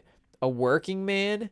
This is a little bit different. Action thriller. Oh, co-wrote the screenplay with Stallone, David Ayer and Stallone, writing the screenplay here, based on a 2014 novel, Levon's Trade, by Chuck Dixon. A soldier turned construction worker hunts down the human traffickers who kidnapped his employer's daughter. Hey, yo. So, doing the Lord's work there. But produced by Chris Long, football player? Oh, no. Television producer Chris Long, starring Statham. Michael Pena? Oh, David Harbour? I can tell you exactly what role David Harbour's playing in that movie. Hey, yo. It is what it is. So this was 98 to 40. Yeah, chat. Hey, yo. Statham might be $100 million man. I didn't expect to do the actor power rankings at this point. Oh, and that's right. You have the sketchy politician on the train, on the plane as well too. Executive Decision Train version. Did I just invent a remake? I don't know. We would be setting it even. Well, I guess maybe now it would be more possible in a train than on a plane. The subway, executive decision subway version. Kurt Russell infiltrates a subway station that has been taken over. I don't know, but either way, now maybe we're getting too realistic. I'm not sure, but what was it? I guess Statham again has to be the one. But yeah, I wouldn't have initially, I guess, have considered him in like the top 10, but obviously Michael B's got to be number one right now. I think you go back to the beginning of 2025, I would have, I was making the case that it was still like Leo and Brad Pitt. And again, that was before, again, we're talking number one before, Michael B has ascended into that spot now as well too. You could even argue Chalamet had generated more buzz over this cycle than Leo. For comparing them two specifically, has Chalamet officially passed Leo in the rankings is pretty interesting. But, and again, I'm not talking about actor ability like Statham. I guess actor ability for what he does, for what Leo does. Again, it just depends. But I'm not saying that obviously again he's a better Oscar actor than Leo, but he might not be too far behind in terms of a box office draw. And maybe him playing in these more, specific movies it's more impressive that his box office is what it is. Like if he was working with more, auteur filmmaker-y type of people, maybe, I guess he was working with Guy Ritchie there. So maybe he would end up, getting more box office success as well too. And ScarJo, of course, ScarJo is up there as well, being at one point the highest grossing actor of all time. And then I think Saldana passed recently as well too. But maybe ScarJo's still up there, and then Saldana definitely has to be on the list as well. We still probably have to put Will Smith on the list, that's for sure. Jake Gyllenhaal. Hey yo, who can open up a movie? What did Ambulance do at the movie theaters? We just been thinking about rewatching this one as of late, so maybe it's just on the mind. but it did 52.3 at $40 million budget. Michael Bay directed. Hey, yo, I guess we were one of the few, chat. We were one of the few. It is what it is. Jake Gyllenhaal, Yahya Abdul-Mateen's not getting people into the movie theater? Hey, yo, it is what it is. It is a little violent, I will admit, but either way, it is definitely a watch. His films have, I was going to see if we could find a total number for Statham. His films have grossed over 1.5 billion. Yeah, making him as one of the most bankable stars. So this isn't even a hot take. This is just fact at this point that this is what it is. The Ulmer scale, can we go 23 to present? The top 10 highest paid actors in 23. Statham was 8 that year. So Denzel in 2023 still number 10. Hey, yo. And then Kevin Hart 9. Statham over Kevin Hart. Yeah, we do have to put Damon. I don't know. I'd almost rather go see Statham. Oh, Chad, hot take. Hot take. Statham over Damon. If Statham was in the Odyssey, I'll get them back on the ship. I don't know. You know, I guess we have to workshop the Statham accent, but we're gonna go fight some giant lizards, boys. You know, I think it would be that would be an awesome casting. It is what it is. Gosling, Cruise, Robbie, Sandler as the number one. Hey, yo. You know, we might have to do a little bit of reorder there. But it's still, you know, it still is pretty possible. 2009, Will Smith, Johnny Depp, Brad Pitt, Hanks, Clooney, Reese Witherspoon. Number 7. Hey, yo. So Cruise, obviously, you know, dominating every year. It is what it is. You know, Nicole Kidman back in the day. Jodie Foster, Brad Pitt, Travolta, Robin Williams, rest in peace to the legend there as well. But list most bankable stars, highest grossing actors. Let's see where Statham falls. Yeah, Saldana 1, Scarlett Johansson 2, Samuel L. obviously as well, Downey, Pitt, Cruise, Hemsworth, Vin Diesel, Evans, and Dwayne Johnson. I mean, I think it's not a hot take to say that, and again, we could compare The Rock and Statham, and you know, shout out for Statham for getting some love in the executive decision rewatch. But either way, Statham, I think it's safe to say that he is more bankable than Chris Evans as a star. I was gonna immediately jump him over Hemsworth. I don't know. You know, Extraction's a pretty good movie, so that's, you know, if they're both playing in the same type of role, I think that's pretty close, but Statham might have the advantage. You know, the ladies love Statham as well, too, so if you're going to say that, well, the ladies are going to go see Hemsworth, I don't know. They might go see Statham. You know, they might go see both. They might go see Statham as well. The ladies love Statham. It is what it is. Shout out. I think everybody loves, our guy JT. Yeah, that's not his nickname, but either way, he might be outside of, again, non-Fast and Furious franchises, like, you know, if executive decision remake Vin Diesel versus Jason Statham, it might have to be Jason Statham as the more bankable star in that situation, just as a one-off scenario. Again, Vin Diesel's got so much cachet if he was to make a movie, I guess, in terms of, I would think, but I don't know. I'd be a real test. Would I go see the Vin Diesel film? The new Vin Diesel vehicle, hey, yo, in 2026. I don't know. But, hey, yo, Stan Lee as well, too. Stan Lee, Samuel Allen Tuyuk is on the list. Frank Welker, Saldana. So this is really Idris Elba. Oh, because he is Heimdall. So Idris Elba's been in, I was going to say 57 Marvel films. No, 57 films in general. But because the Infinity War boost as well, Favreau, Andy Serkis is in Star Wars. Oh, Warwick Davis. Warwick Davis is, I think, low-key pretty bankable as well. Oh, Bradley Cooper as well. Up until 2000. This is all time. What do we got? Justin Clark, Gable, John Wayne, Bing Crosby. Bing. Ayo. James Stewart, Cary Grant, Spencer Tracy. Shout out. What is he? Ticket sales? Spencer Tracy moving almost 1 billion units.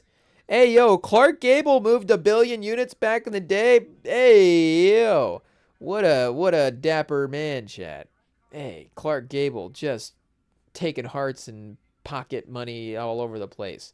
It is what it is. Charlton Heston as well, too. We're just, looking at names at this point. It is what it is. Frank McMurray, Chat, you just they don't stars, chat. Hey, yo, I guess, what, it was just like shouting out white guys from back in the day. But, obviously, we're saying the white guys, they don't, the white guys were cooler back then. I guess, and then we tread lightly with that as well too. It is what it is. Obviously not, but hey, yo, it is what it is. The movie star vibe of some guys were cool back in the day. It is what it is. But either way, yeah, shout out to Jason Statham. So he might have to be in the executive decision remake. It does seem like a movie that The Rock would take, I think. He did do Baywatch as a remake. And are they remaking Baywatch again? I think we've been, speaking of Libby Dunn, speaking of the World Baseball Classic, they're remaking Baywatch. It is what it is. But, he has been in some original-ish films as well, too. What do you say? Like Skyscraper? What was the one with, Rampage? With the giant, loosely based on the video game, but again, it's like the first adaptation of that, if that makes sense. Pain and Gain, which I almost got on DVD the other day. I don't know why. I was just like, do I get Pain and Gain on DVD? Hey, yo, but I don't know. The Rock and Mark Wahlberg, I wouldn't necessarily have put like super high up on our favorite actors list. Shout out, they're great, but it is what it is. The Mark Wahlberg Rock collection, portion of our DVD collection, I guess will have to get built another time. Hey, yo, Venezuela, is this the end of the 7th inning? It's still 2-0. Okay, chat. Hey, yo, it looks like do they have a team name? There's no team name. I guess they don't have team names in basketball either. It's not like the United States, hey, yo, we can't be the United States Eagles. That'd be too much for Eagles football fans to take it to handle. Maybe Ben Franklin's right once and for all. Our official Olympic team name, the United States Turkeys. I mean, it might as well be right now, chat. It might as well be. But either way, Venezuela, if they had a team name, I guess, shout out. I guess we tread lightly with what we assume their mascot could be. It is what it is. But either way, what are we looking up? Rock movies? Oh, yeah. Moana, Central Intelligence. See, like Central Intelligence, I guess Jumanji is a remake. Yeah, it kind of doesn't really matter. He'll just do whatever, I guess. Pause. It is what it is. The Smashing Machine, Zootopia too. He's in Zootopia too, and then right back to Moana, and then untitled Jumanji sequel. He said, "Screw the Oscar attempt again. We're not going there. We're going back to the big screen. I like making money as an actor." He said, "I'm doing Jumanji 3." But yeah, The Rock is obviously in contention as well too.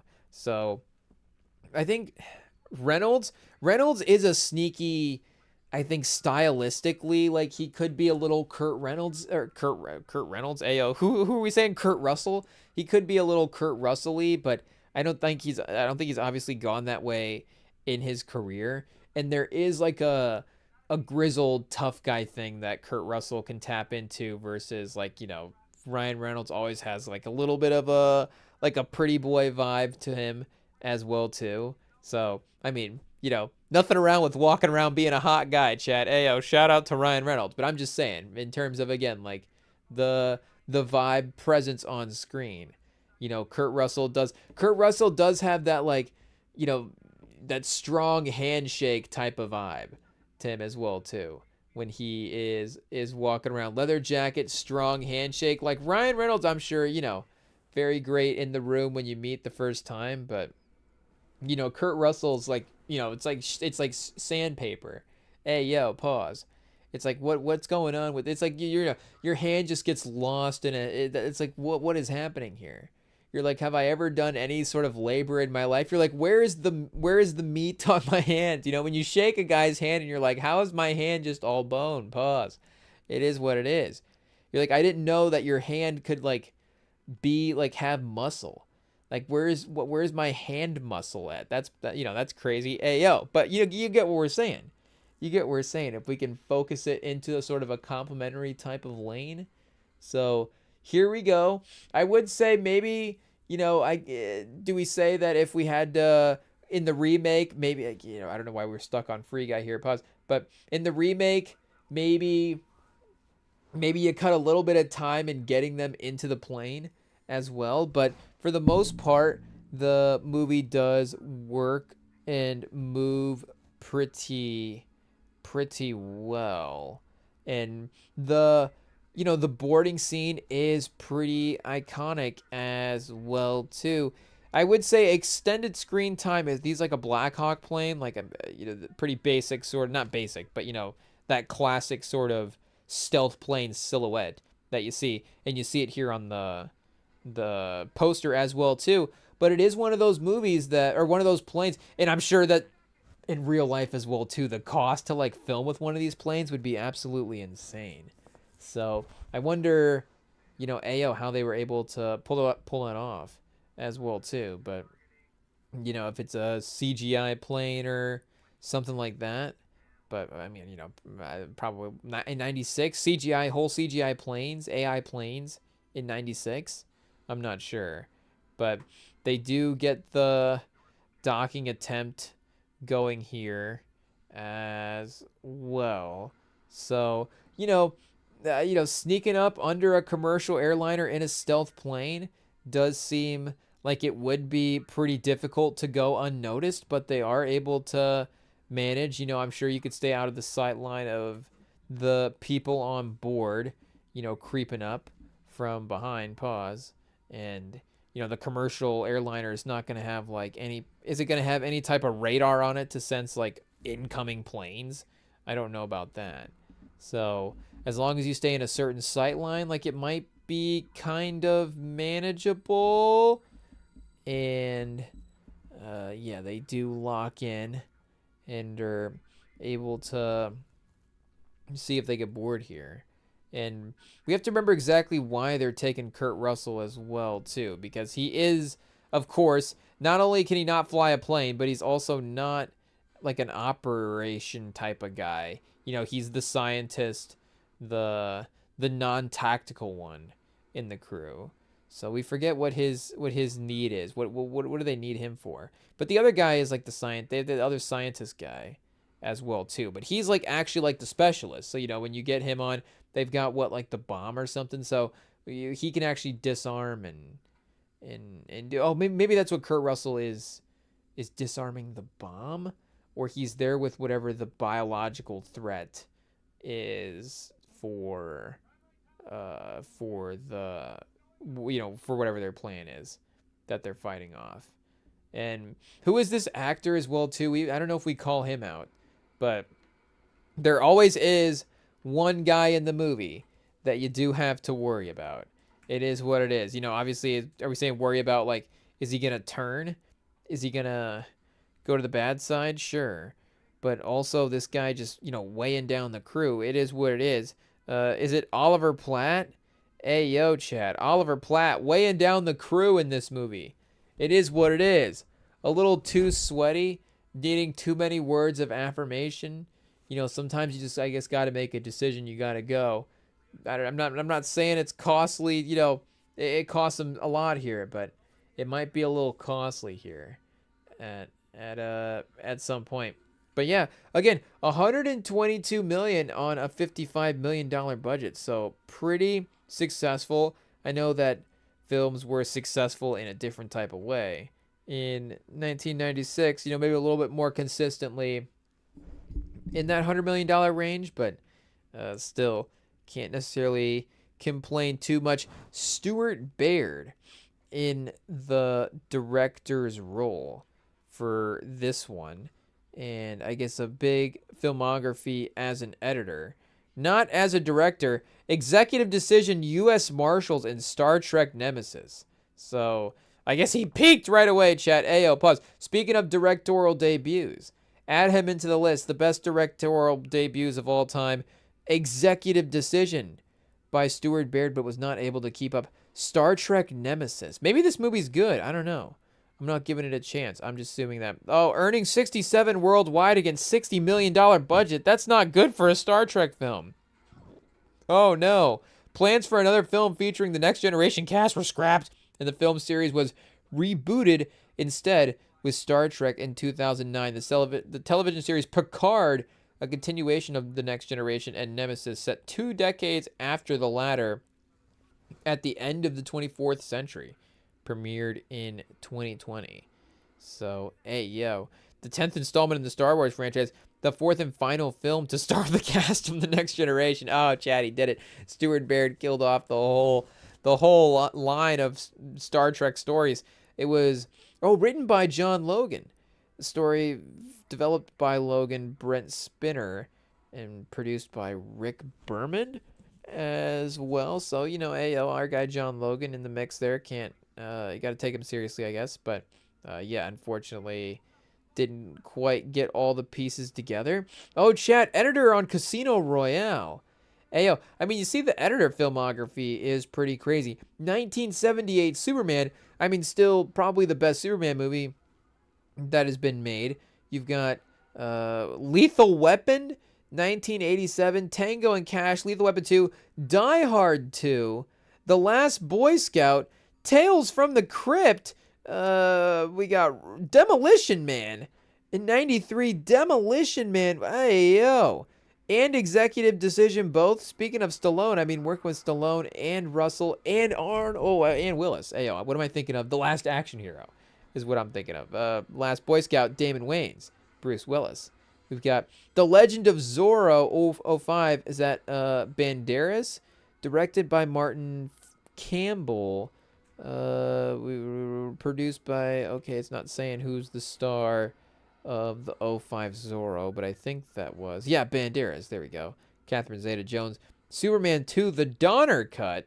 And then, Casino Royale, Vantage Point, Whiteout, Edge of Darkness. Oh, not quite Edge of Tomorrow. Ayo, totally different. Another Martin Campbell thriller. Ayo, starring Mel Gibson. Oh, man, 2010's Mel Gibson. You know what filmography we were not necessarily trying to catch up on was 2010's Mel Gibson. It is what it is. A British-American co-production based on a 1985 BBC series, which is likewise directed by Campbell.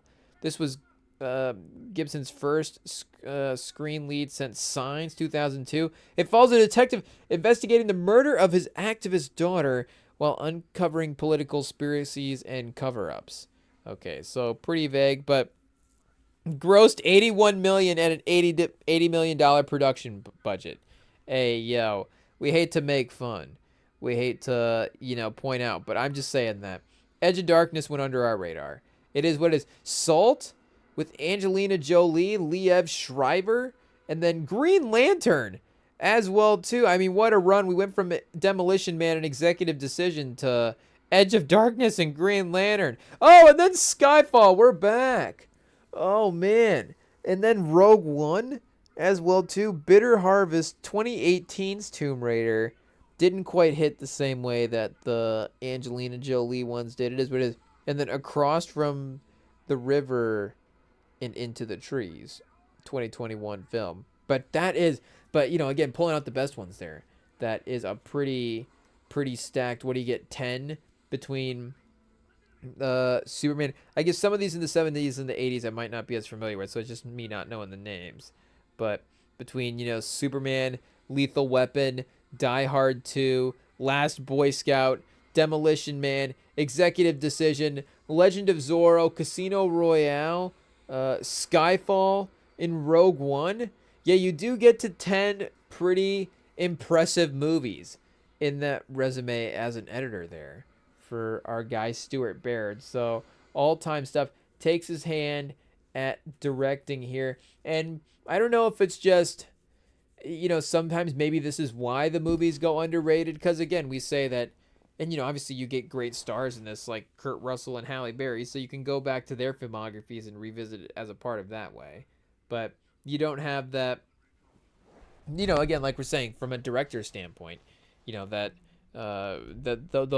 those big successful box office blockbuster, now everybody knows your name moments, and then it becomes a little bit easier to kind of discover the rest of your filmography as well too. And again, it can happen through the movie stars, but it can also, the creator boost there as well too can help uncover some of these things. But regardless, can like we're saying, still is still a movie that is definitely, fun to put on the list, and finds ourselves, I don't know, I find myself gravitating to sometimes some of these movies that are made by these, kind of solo-ish people. Oh, chat. Hey, yo. USA just tied up the game. 2-0. The live person, the person, what are we saying? Something on this live stream can't contain themselves. Hey, yo, pause. It's not that. It's just, I guess we need him to settle back down so we can see what's going on. Hey, yo, set the camera down. It is what it is. But USA 2-2. Is that Bryce Harper? Oh, chat. The man, bottom of the 8th. They were waiting for the last second for drama. Bryce Harper, is he the Kurt Russell of baseball? He might be, honestly. I think, I was going to say, could Kurt Russell have played? I don't know if Kurt Russell could play Bryce Harper in a biopic, but I think Wyatt Russell could. And that's pretty close. That's getting there. I mean, that's about that's about as close as you can get to Kurt Russell, I think. So, yeah, Wyatt Russell as Bryce Harper in a baseball executive decision. It's whether or not Bryce Harper is going to swing on that pitch. It is what it is. Oh, chat. Hey, yo. Out the park. You love to see it. You love to see the legends as well, too. Like we said, with the Olympic run for the NBA, of course, this last time, to see the star guys like LeBron and Stephen Durant be the ones that help power the team at the end is awesome to have that, sort of final historic moment with those guys. Hopefully not final, but, the opportunity for that to, at least on the international stage, be a sort of final recapping moment in that way. But for Harper to be the one to step up and sort of have the clutch run here. And I was going to say Aaron Judge has got to be up soon as well, too, because I remember that from the batting order. So, yeah, he is up next. Uh-oh, chat.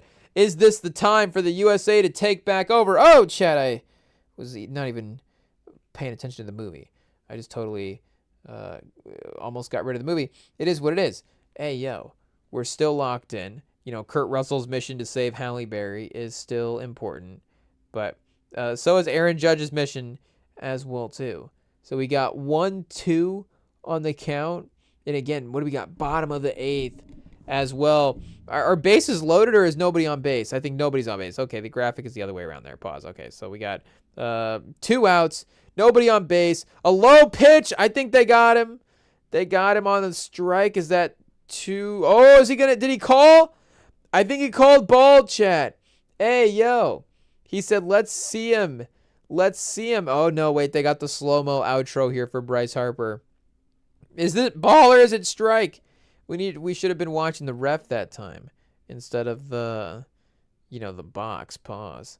It is what it is. See, chat, that's all. We always get caught watching the box and then never paying attention. It is what it is. But, yeah, speaking of paying attention, of course, the terrorist sending the pilot down into the bottom of the ship. He discovers the crew is there, and you do gotta give the bad guy in the movie, the villain in the movie, his credit as well too. Let's see if we get Sir David Courtney Shewitt is the one responsible. Portrayed Edwin Teller in the TV serial Oppenheimer.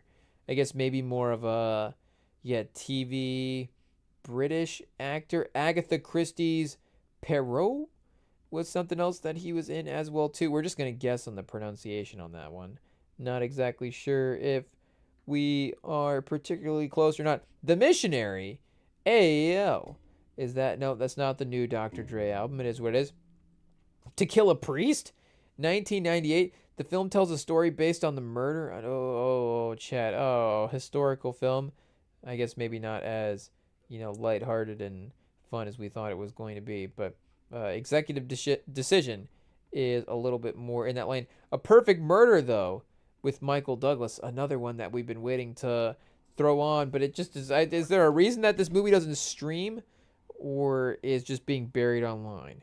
It is what it is, but I guess we'll find A Perfect Murder next and throw this one on. Let me double check.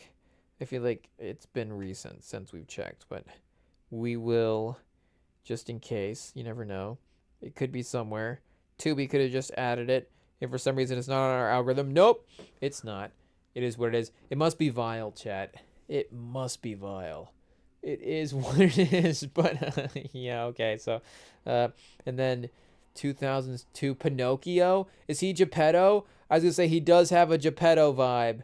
He does have a Geppetto vibe. That is for sure. So, yeah, Harry and the Hendersons as well too. Iron Eagle, Minister of Defense Colonel Akar. So yeah, I mean maybe playing the villain a couple of times in some of these. The Falcon and the Snowman, American spy drama based on the 1979 book, The True Story of Friendship and Espionage.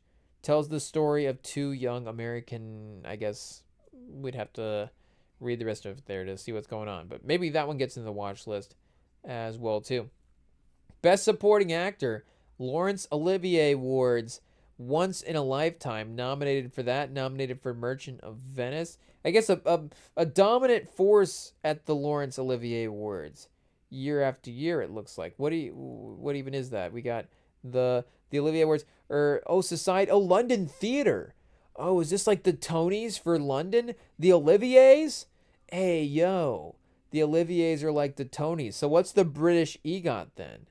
I wonder. So yeah, he's been apparently pretty dominant there. The Prince, a 2-act play, The Importance of Being Earnest, The Way We Live Now, Maxwell, All My Sons.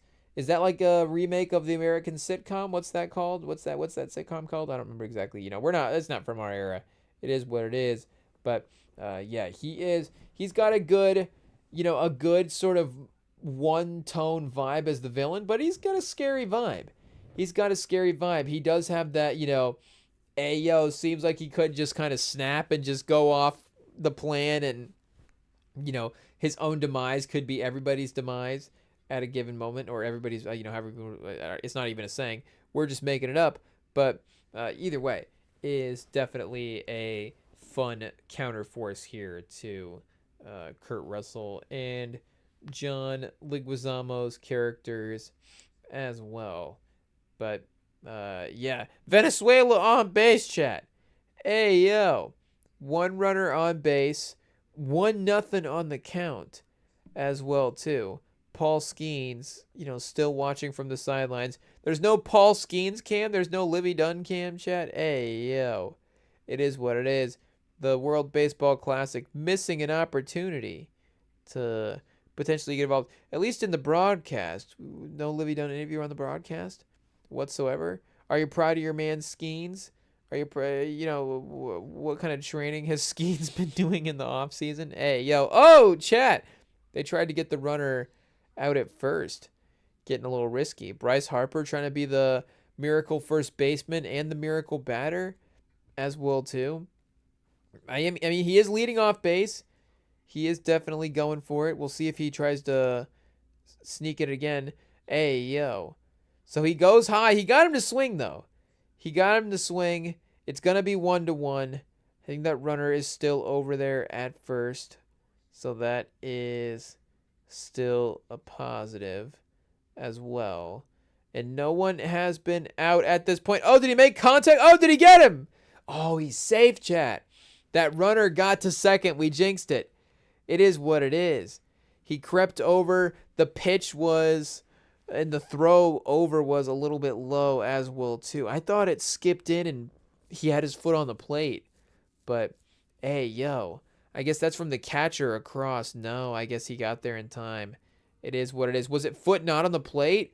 Oh, chat. Hey, yo. He was just a step outside and he had to try to reach back and, make contact for the out. I guess that's how it works, right?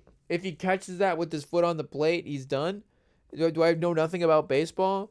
So, not saying we know how to coach baseball. Not saying we're like, hey, don't move your pivot foot there. But I'm just trying to say, if he had been a step over, would that have been an out? Am I crazy? Do I not know what I'm talking about? Hey, yo. But they're watching, I guess, to see if he does make contact with his knee before the runner's foot touches the plate as well. I don't think that happens. Unless maybe the defender's knee touches the plate beforehand. Oh, maybe it's close. It's close. That angle, they just showed a different camera angle, and it looks like the wrist does get there close, but it's just hard to say if it makes actual contact or not. Uh-oh, chat, the call, they're still saying he's safe. Probably not enough evidence to overturn. It is what it is. That is the call on the replay is a fair call. I do agree that there's probably not enough evidence to overturn, and I guess he probably is safe as well too. It is what it is. So now, is that scoring position? If a runner's in second, is that scoring or is it third? Again, I don't even know where we would know that from. We've never even been around a baseball coach on a baseball field in our life, but maybe a runner in scoring position here as well. The Venezuela batter right now getting a little antsy, swung at the last couple, 2 strikes. I don't know if either of those were super gettable. And this runner now does not respect this pitcher as well too, or he's making him nervous. The nerves could be throwing off the pitches a little bit. Again, the batter is biting as well too. Are they going to give him the ball there? Pause. Is that 3-2? What just happened? 2-2 on the count? I don't know. I thought it was still 2-2 on the pitch before. Oh, definitely 3-2. High and inside. Hey, yo, gonna smoke him in the face, chat. Pause. Hey, yo. Whoa. It is what it is. But it was getting kind of close there. I guess I can't say the curve on that one was vicious. Oh, chat. It's a dinger. Hey, yo, Big Al. He gets it right into center field. I think did he take a runner home? Did he take a runner home? He did, chat. Oh, right after that high and inside. He was going high and he was going away, so I don't know what that means for baseball. We're not that advanced yet, but hey, he does make contact on that final pitch. It is what it is. So he himself is at second. Still no outs, chat. Oh, no. 3-2, top of the ninth. I mean, it makes USA's chance for victory dramatic if they are still in scoring range, assuming they don't give up too much else here. But another runner on second and no outs is tough. They're going to need a pop fly or something. Oh, is he going to bunt?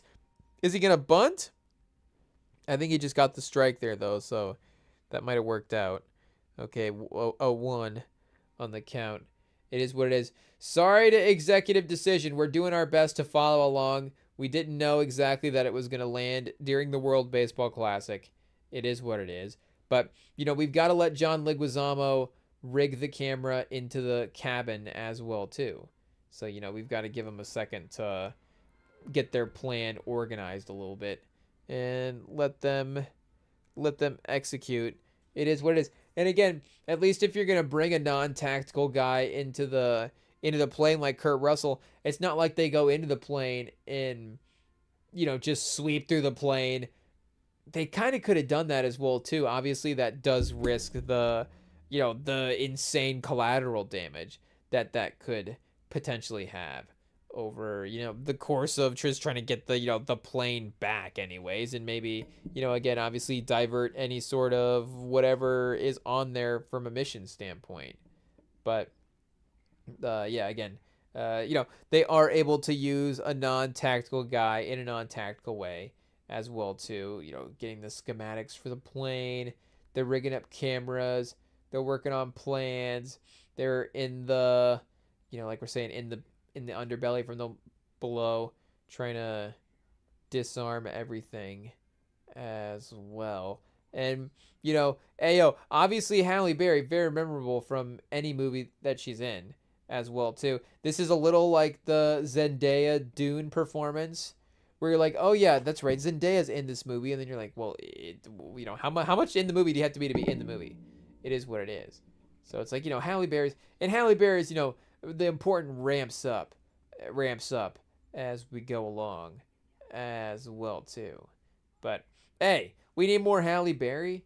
It is what it is. Pause. And like we're saying, I think this is secretly one of the better Kurt Russell action movies that he has been in, or at least, like we're saying, one of the more fun action movies to watch for the Kurt Russell discography or filmography. This is also kind of one of the more fun Halle Berry movies as well, too. And, the 90s is also great for her. I mean, 91 alone, 92 is a pretty crazy start Fatherhood, the program, Losing Isaiah, 95. I mean, Executive Decision again in 96, and then Girl 6, Race the Sun, and The Rich Man's Wife, Baps in 97, Why Do Fools Fall in Love, 98, Monsters Ball in 2001, after X-Men as well too. Die Another Day, 02, Catwoman, 04. That's a very conflicting 2000s, of course, because you do get obviously the roles that makes her beloved, gets the critical acclaim there as well too. And obviously it's iconic that she was Catwoman. Again, obviously, is Catwoman iconic? Say what you will there, but it's iconic that Halle Berry was able to, again, quote unquote, achieve Catwoman status as well. But X-Men, and again, obviously, the career still goes on here. John Wick 3, like Kingsman, like there still are good movies being added into the discography here for Halle Berry for sure. But again, this mid 2000s time was definitely a little bit of hit or miss. And not to say that, again, this is a Halle Berry movie based on the sort of runtime and importance throughout it, but it is, again, one of the more fun movies that you are going to see her appear in from the action standpoint as well too.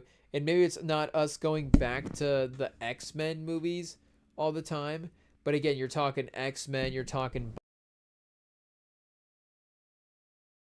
the franchising stuff going on there, so you do have that individuality of this movie standing out in that way. And again, obviously, the classics from the 90s that she is in are going to be unbeatable from that nostalgia way. Probably still the number one movies you were going to go back to. And again, a movie like Baps as well too, where she is the lead as well. Not saying that Executive Decision's like, the best movie Halle Berry's ever been in. It is just like secretly, again, one of the ones that would be probably a little higher up on the list than you would think if you were ranking the fun Halle Berry movies to go back to. And John Leguizamo as well too. I mean, for us, again, this would definitely be, a higher up there. But what are we gonna say? Was this like a top 10 movie for us of all time? I'm not saying that. I'm just saying it is definitely like a classic, underrated movie that we respect for, especially again, like these people's filmographies as well too. Not to say anything against these filmographies. It's just like, it just so happens that,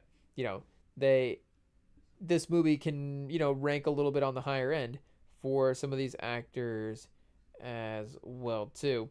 Obviously, again, Die Hard 2, Carlito's Way, Super Mario Bros. 93. Hey, yo. Not sure if we're adding that one to the list or not. Tu Wong Fu, Romeo plus Juliet, 96. Spawn, that's right. Leguizamo and Spawn. We need to throw Spawn back on, chat. Ayo, has it been a couple months? It is what it is.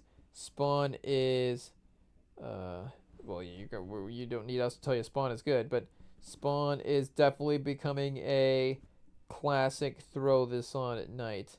Throw this on and go to sleep type movie. What does that mean when a movie puts you to sleep? It is what it is, but it means it's a fun watch. So, yeah, shout out. Spawn, another streaming free agent.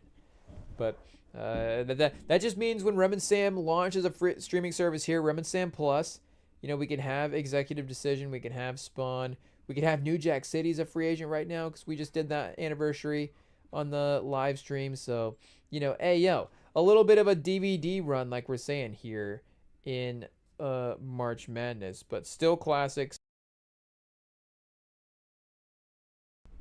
Hey, yo, 1, 2, 3, still beloved, like we're saying, films. But we will take a quick break, and then top of the ninth, Venezuela 2-3. We'll see if the U.S. is still able to pull off a miracle. We'll see if Kurt Russell's able to save Halle Berry. All up next after the break. Don't go anywhere, chat. Executive Decision, the World Baseball Classic. It's a classic Tuesday night on the Rim Set Pod.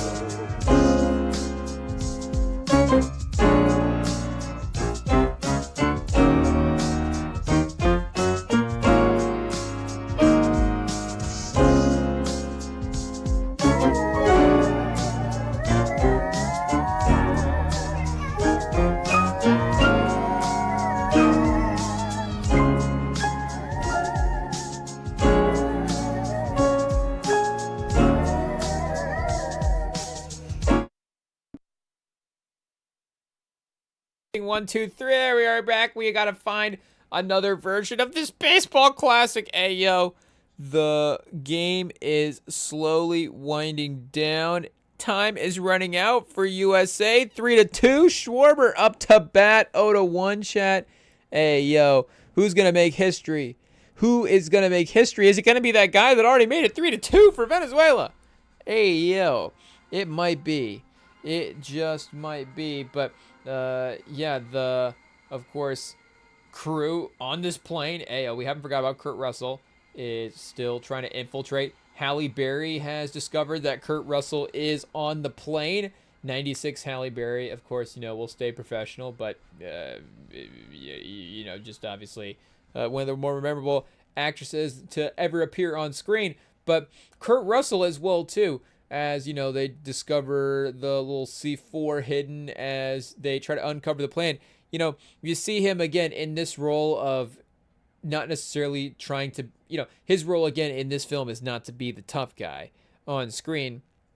He does have good, everyman sort of what's going to happen type of facial reactions, where again, a guy like Arnold or a guy like Stallone or Van Damme, they don't necessarily go that way. Even Statham as well too. Statham never has a troubled look on his face.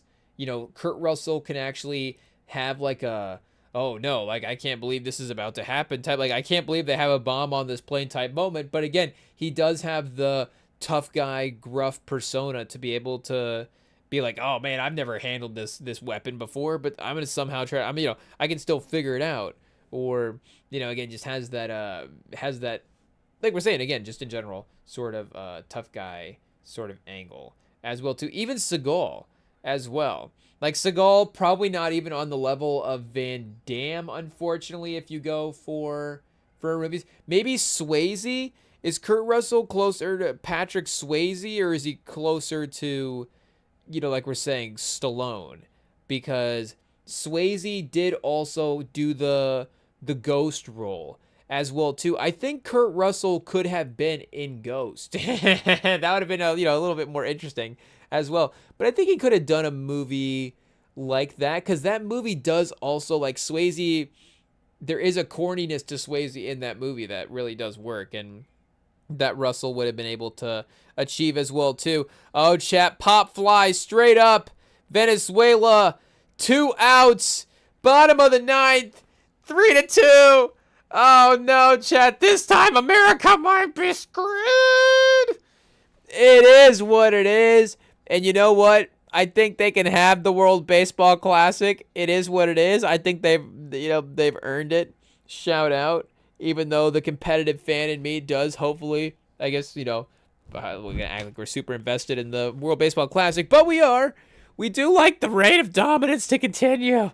It is what it is. USA. USA. Roman Anthony 0 for 2 on the night. Can he change things, chat? Oh, high and right for Palencia, the pitcher here for Venezuela. Hey, yo, 8 pitches. Is he going to close it out here in under 10? Well, I guess impossible now. 1-0 on the count, 8 pitches. But there we go. Strike, 1-1. Who are we even cheering for, chat? I don't know. It doesn't matter at this point. It really doesn't matter. Hey, yo, is that Lawrence Fishburne coach in Venezuela? Are we allowed to make jokes like that? I'm not sure, but I guess we could cast Lawrence Fishburne as the Venezuelan coach in a future movie. You say, why Lawrence Fishburne? I don't know. It is what it is. We'll just have to go through the auditioning process and see if he gets the role. But maybe the guy we saw wasn't. I don't know who we saw, honestly. It is what it is. We just said Lawrence Fishburne's going to be somebody on that Venezuelan sideline. It is what it is. But maybe Patton Oswalt's Venezuelan coach. I don't know. We'll have to see. Oh, chat. 1-2. 1-2. He curved it beautifully. Pause. Oh, see? There is a. That's Lawrence Fishburne right there. I guess it could be a player. I don't know who. There's a guy with glasses, goggle glasses situation. So I don't know if we got 2 coaches or a coach and a player or a manager, a parent or something. I don't know. Catcher to the mound, chat. Hey, yo. The drama is crazy. Again, I think USA even being in the final after not realizing even they're like, we don't even know. We're just showing up. We're just playing games. We don't even know what's possible. It doesn't matter. Like the fact they find themselves in the finals is honestly impressive. That type of fight you do have to give credit for. I'm sure Venezuela actually knew what their record was and what was at stake over the given moments over the course of the tournament. So outside of a myriad of things, that could be something as well too. Oh, chat, right down the middle, 100-mile-an-hour fastball. The World Baseball Classic goes to Venezuela. You gotta give him credit. You gotta give him credit. It is what it is. Hey, but the guys swing on that. We have to see as Roman Anthony throw the game. Hey, yo, somebody check and see if Roman Anthony 0 for 3 tonight at bats was, on the Kalshi or on the Poly Market or on something like that. Oh, Chad, is this real? Is this real? They're actually cutting away to a press conference? What is this? Hey, yo. Is this actually like something that's going on with the World Baseball Classic? What the heck, chat? Hey, yo, is this an ad or a press conference? I'm not even sure what just happened there. They just cut away from what I mean. There's a million streams going on. Pause on YouTube right now, so we could have just been happenstance right there. But yeah, I was like, what? I was like, does he have to make an announcement about the World Baseball Classic and about? It's like, hey, yo, what is happening? What is happening? So yeah, Venezuela is the champions. Shout out. You have to give them credit. And that's right, I forgot as well too, an executive. I forgot that they lost the one soldier to the neck brace right away.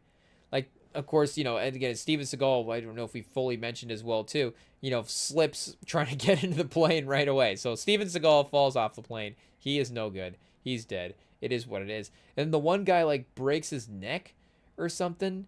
He just is like straight up paralyzed from, from the head. No, I guess he's moving his fingers around and stuff. But apparently he just is, again, like in a neck brace for this entire mission. So that is a tough place to start tactically from a crew, you would think. And they also failed a mission to start the film as well too. So it is, again, not to get too far ahead of ourselves, again, we're getting closer there. Are they going to cut the right wire, chat? Hey, yo, I guess we'll have to see. But again, it does basically rely on Kurt Russell making a pretty aggressive play at the end of this movie. So it really is kind of sneaky, one of the worst task force in movies. Do we have to go back and call them out? Let's see, who was it again, because it did say at the beginning. Lieutenant Colonel Austin Travis leads an unsuccessful Special Forces Black Ops raids on a Chechnyan mafia safe house in Italy to recover a stolen Soviet nerve agent. So I guess it doesn't say specifically what the force is, but the Pentagon authorizes a mid-air assertion of Travis's special operations team. See, chat, they can't even reveal what the name of this team is. It's not worth it. They were so unsuccessful, and unfortunately, Lieutenant Colonel Austin Travis, just a tough run at the end of his career there of military colonel, losing the nerve agent in the Chechnyan mafia house raid, and then falling off of the plane and trying to recover it again. So, it's tough. Not everybody's able to go out like a Jordan buzzer beater, push off a buyer. Unfortunately, Steven Seagal pushed off the plane. That should not have happened. It is what it is. An offensive push-off foul on a plane is different than on a basketball court. But, oh no, chat. And they're losing the poor guy. Hey, yo. I forget. I honestly forget. This is intense, chat. I forget if he makes. I'm not gonna spoil it. I think he makes it. I think executive decision is not like too much of a thriller. It is, it is what it is. I think the body count ends up being pretty reasonable for the most part. It really just is. Again, Steven Seagal probably not wanting to show up, do too much work. So he's like, I will be in the movie if I can say nothing and fall off of the plane right away. it is what it is. I don't know if we have to go back and look Steven Seagal 96 if he was even busier than, again, like Halle Berry in a couple movies there, if he was even busier than that. But yeah, he was definitely given some free time, given the fact that the shoot time for him, for executive decision, would not have been super crazy as well too. Oh, chat, we've got Predator 2. Jim and John Thomas, known for Predator.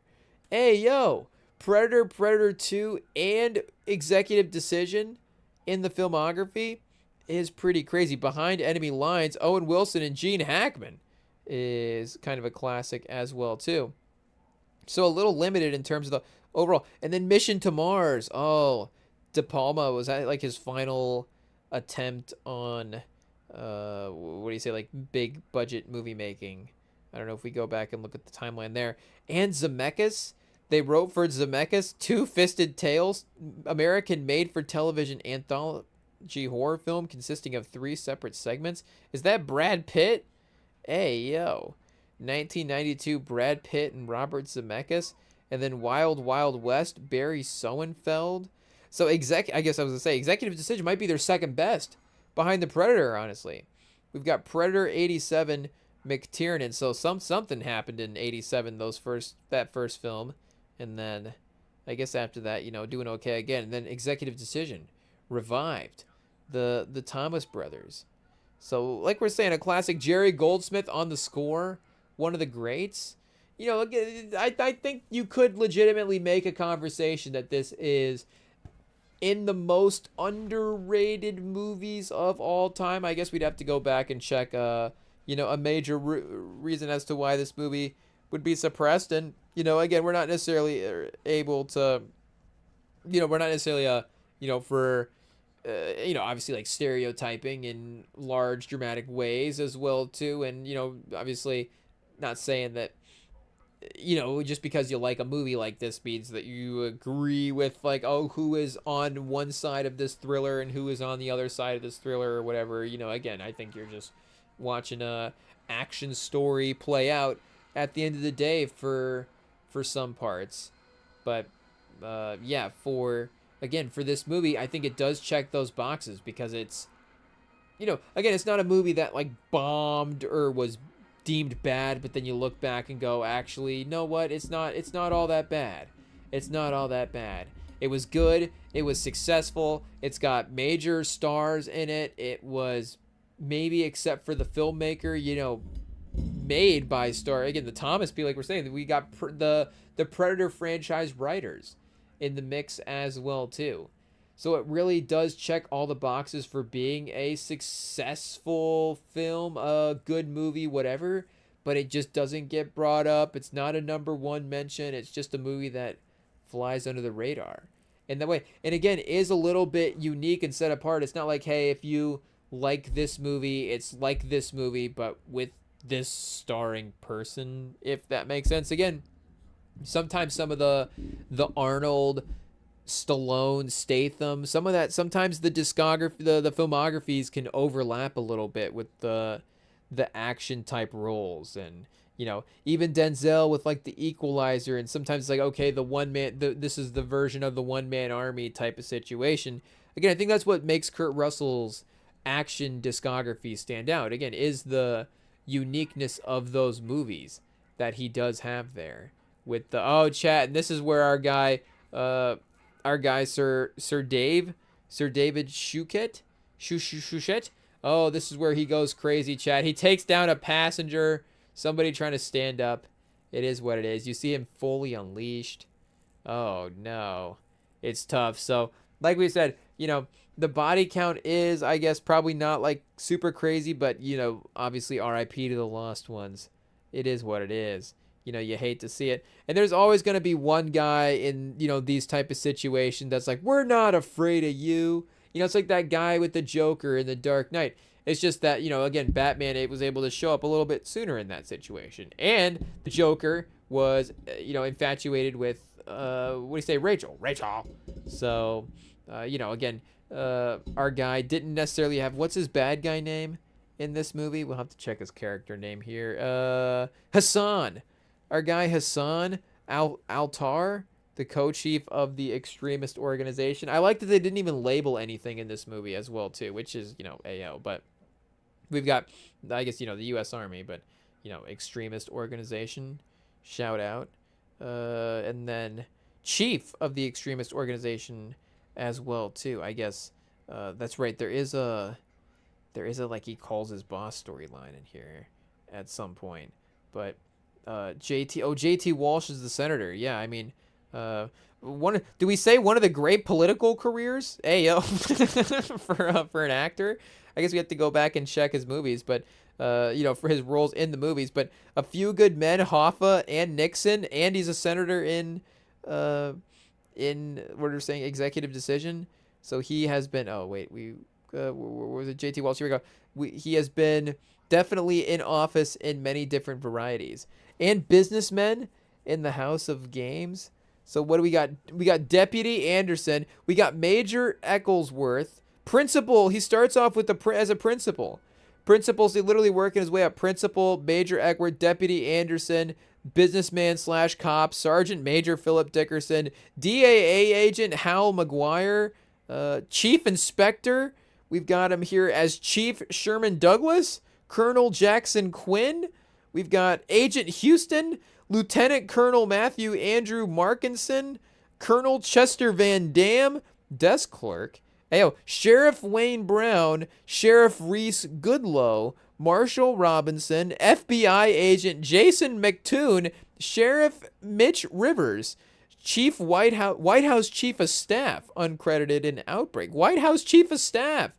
He's literally into the White House now. Made his way all the way to D.C. Lieutenant John Quinn, father. So I guess a little religious leader now. And then, Senator Jason Mavros in Executive Decision.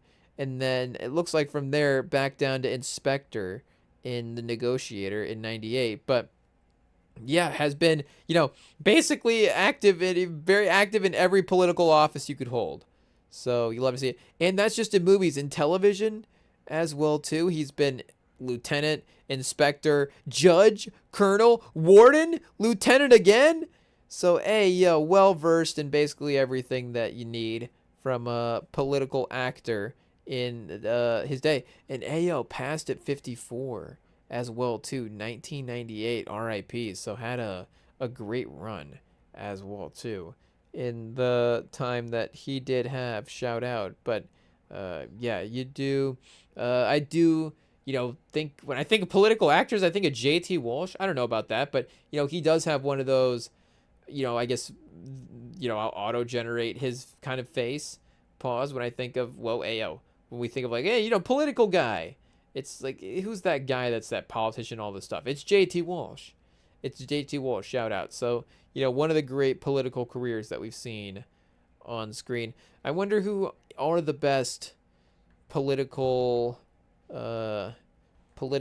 movie career guys. And again, not necessarily from like who were the best in the movies, but just, he's so well versed. He's been in everything. So who is a better political we got political actor than JT Walsh? Maybe Michael Douglas. Has Michael Douglas been in a couple of political roles? I'm not sure, but JT Walsh is one of the best. Kevin Spacey, House of Cards. Frank Langella played Richard Nixon in Frost Nixon with a level of nuance and gravitas that's hard to. Philip Seymour Hoffman, Bryan Cranston as Lyndon B. Johnson, and James Gandolfini. Not traditional political actor, but Zero Dark 30, he nails the bureaucratic power presence Walsh excelled at. James Gandolfini as JT Walsh in the modern day. Obviously, rest in peace to Gandolfini, but I don't know if I would have thought about that crossover as well, too. Closer stylistic matches. David Strathern, Ed Harris. JT Walsh. Ed Harris does look a little like he could pull off the same roles as JT Walsh for sure. Though there is a polish to JT Walsh that Ed Harris doesn't. Like, Ed Harris maybe is actually a little more. Is Ed Harris the modern day Kurt Russell? Hey, yo. Ed Harris might legitimately be a competitor as well, too. Oh, Slattery. This is, yeah, he's been in, of course, his Marvel movies as well, too. Yeah, Mad Men is the TV show. Slattery is a good one. He might be a little too charming than JT Walsh. Like, JT Walsh does have that, kind of, do you say sliminess paused of like a politician? And Slattery does have like a smirky smugness look to him that it's like, okay, is there a bad guy going on under their paws? But yeah, I think that still a little different than our guy JT Walsh. And AO, everybody is different in their own right as well too. But shout out for the great political career. We just need to know, has anybody else like done as many roles as him? Like, that's one of the, again, most well-versed runs that we've had there. But yeah, who is more likely to take on Executive Decision Remake? Ed Harris or Jason Statham, chat? Hey, let's see here. Chat, we can't spell owls. Who is more likely to land the lead role in the, we're just going to pretend like it's real and just let ChatGPT know it's happening, in the executive decision. Oh, chat, ayo, it's embarrassing. Executive, we're not going to name call other people, but ayo, it is what it is. Executive Decision Remake. We've got Jason Statham or Ed Harris. Maybe not typically guys you would always think about going for roles for each other, but I think that these two guys are weirdly guys that, like we're saying, capture the vibe that Kurt Russell was trying to bring to the stage or bring to the screen. So let's see. Oh, chat, there's no real remake of Executive Decision in development, but short answer, Jason Statham way more likely than Ed Harris. Feels a little disrespectful to Ed Harris. I feel like we're underrating the Ed Harris to Kurt Russell vibe check there. It's a little closer than you think. Modern remake trend action, basically the modern version of Kurt Russell brought in the original everyman action lead. Is there Benicio del Toro? We go Benicio del Toro or Jason Statham. Who else is more likely? Again, Gyllenhaal, like we're saying, a little too traditionally hot. It is what it is. I don't know. Is there anybody else that's like has the smoke to pack vibe that Kurt Russell is? What's the we could do this for the NBA as well too. What's the quote smoke to pack actor rankings, and where does Kurt Russell fall in this list, and where does this could be, I think this is its own topic, honestly. Does Kurt Russell land? We need to land man. Where does he land? Oh, chat, ayo. The typing on this has been not up to par. It is what it is. So typing classes this week for the Rem and Sam pod. Sign us up, IT, right now. But what's the smoke to pack actor rankings? With Kurt, Clint Eastwood, chat, ayo. Tommy Lee Jones, oh, of course, elite.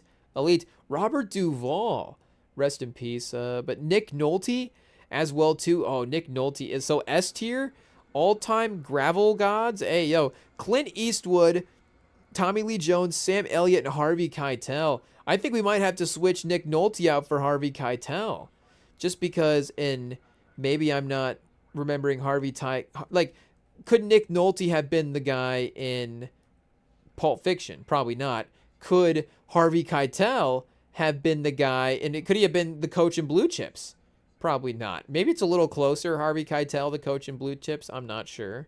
But either way, both kind of unique in their own right. But I think the smoke to pack rankings, I think Nick Nolte is a little higher. Nick Nolte did get sexiest man of the year, one guy. Oh, it literally says on his Wikipedia page for Harvey Keitel, known for his portrayal of morally ambiguous and tough guy characters.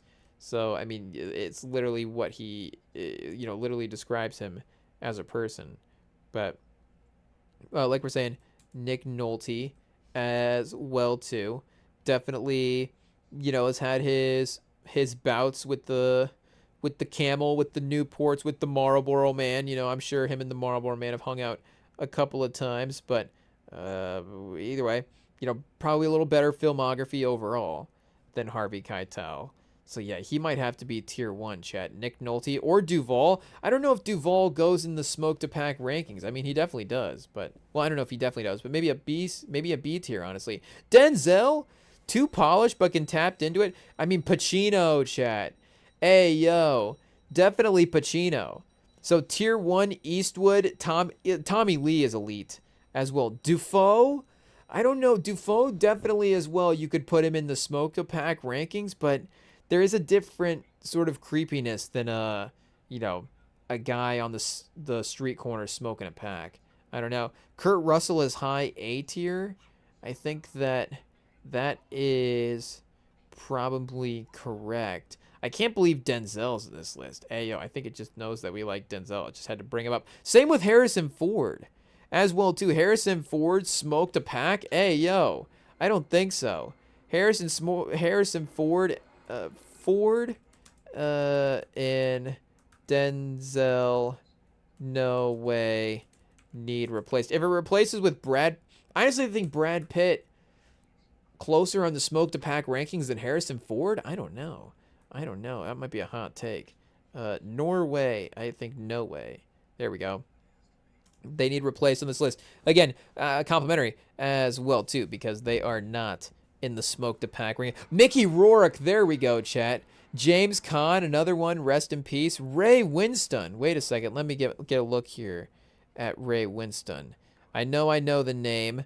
Is that the guy? I'm thinking Winston's the guy from John Wick. I think that's the character name. I don't know if his actor name was also Ray Winstone, but let's see here.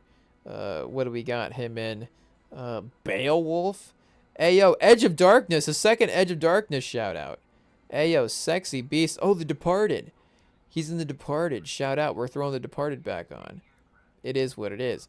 But yeah, I don't know if Ray Winstone is. I guess you see him here in the kind of leather jacket. Yeah, he does. I mean, again, he is on the Smoke-A-Pack watch list for sure, but I don't know if he makes top tier Smoke-A-Pack ranking. He does have a clean vibe to him, honestly. Like, he's in pretty well-maintained suits all the time. Like, this is a good Smoke-A-Pack look right here from our guy Ray Winstone. Like, you see the hair kind of disheveled, the shirt collar opened up here, no chain underneath as well too. Open shirt collar, no chain is top-notch Smoke-A-Pack. Same here, but this, where he's in the gentleman getup with the nice manicured mustache, the well-fit suit, like, he can kind of bounce back and forth. Pause. This as well too. Black Widow. That's what he's in, chat. Is he the bad guy in Black Widow? Okay. Yeah, that guy is definitely gross, for sure. But who is the bad guy in Tenet, speaking of? What's his name? And I should know it as well, too. The director guy. Hey, yo. Kenneth Branagh. You see, I feel like him and Ray Winstone, I don't know if they're quite into the Smoke-A-Pack ads. Michael Madsen permanently sounds like he stepped outside mid-conversation. Yeah, Michael Madsen for sure.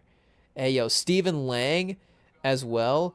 I think Winston, so, and maybe Caan as well too. Caan and Kurt Russell, there is a borderline between the Smoke-A-Pack and the tough guy rankings as well too. Let's define tough guy versus Smoke-A-Pack, and let's see if we can get like a real definition for this list, so that way we can properly get our guys in the right tier. And again, like Eastwood feels like he could fall into either one. Denzel is not in this list. Ayo, Chat GPT. Denzel is in the, again, we tread lightly, we move with respect. Denzel's in the hot guy list. It is what it is. I mean, you need to talk to girls about 90s Denzel. Like, hey, yo. Like, I mean, they'll literally faint when you mention him. You'd be like, 95, 1995 Denzel. And it's like, oh, hey, yo. It is what it is. Again, The Rock, I guess we're talking tough guy as well too, but I was thinking more like the Kurt Russell tough guy. Like we're saying, even Stephen Lang. Like Stephen Lang feels more like a tough guy than he does like a smoke a pack. But Sam Elliott, you see, like Tommy Lee's a smoke a pack. Ray Winstone might be a tough guy. Nick Nolte might be a smoke a pack. James Caan might be a tough guy. Jeff Bridges, I think, is a tough guy, but Michael Madsen's a smoke a pack. That's for sure. So we can definitely, obviously, get the ratings ourselves. But here, I guess if we go examples. So wait, smoked a pack. Yeah, see, Sam Elliott, I think, is a tough guy. Sam Elliott, I think Kurt Russell's a tough guy as well, too, honestly, if we're looking at this. No, here, I think, and I'm sure tough guy can be defined a couple of different ways. But again, for this conversation, let's go, no, tough guy equals Russell. And then who else did we say was a tough guy? Oh, Stephen Lang. Yeah, Kurt Russell, Stephen Lang. Those are tough guys. Who was the other one? Was it Harrison Ford? Does seem like he could be a little in the tough guy.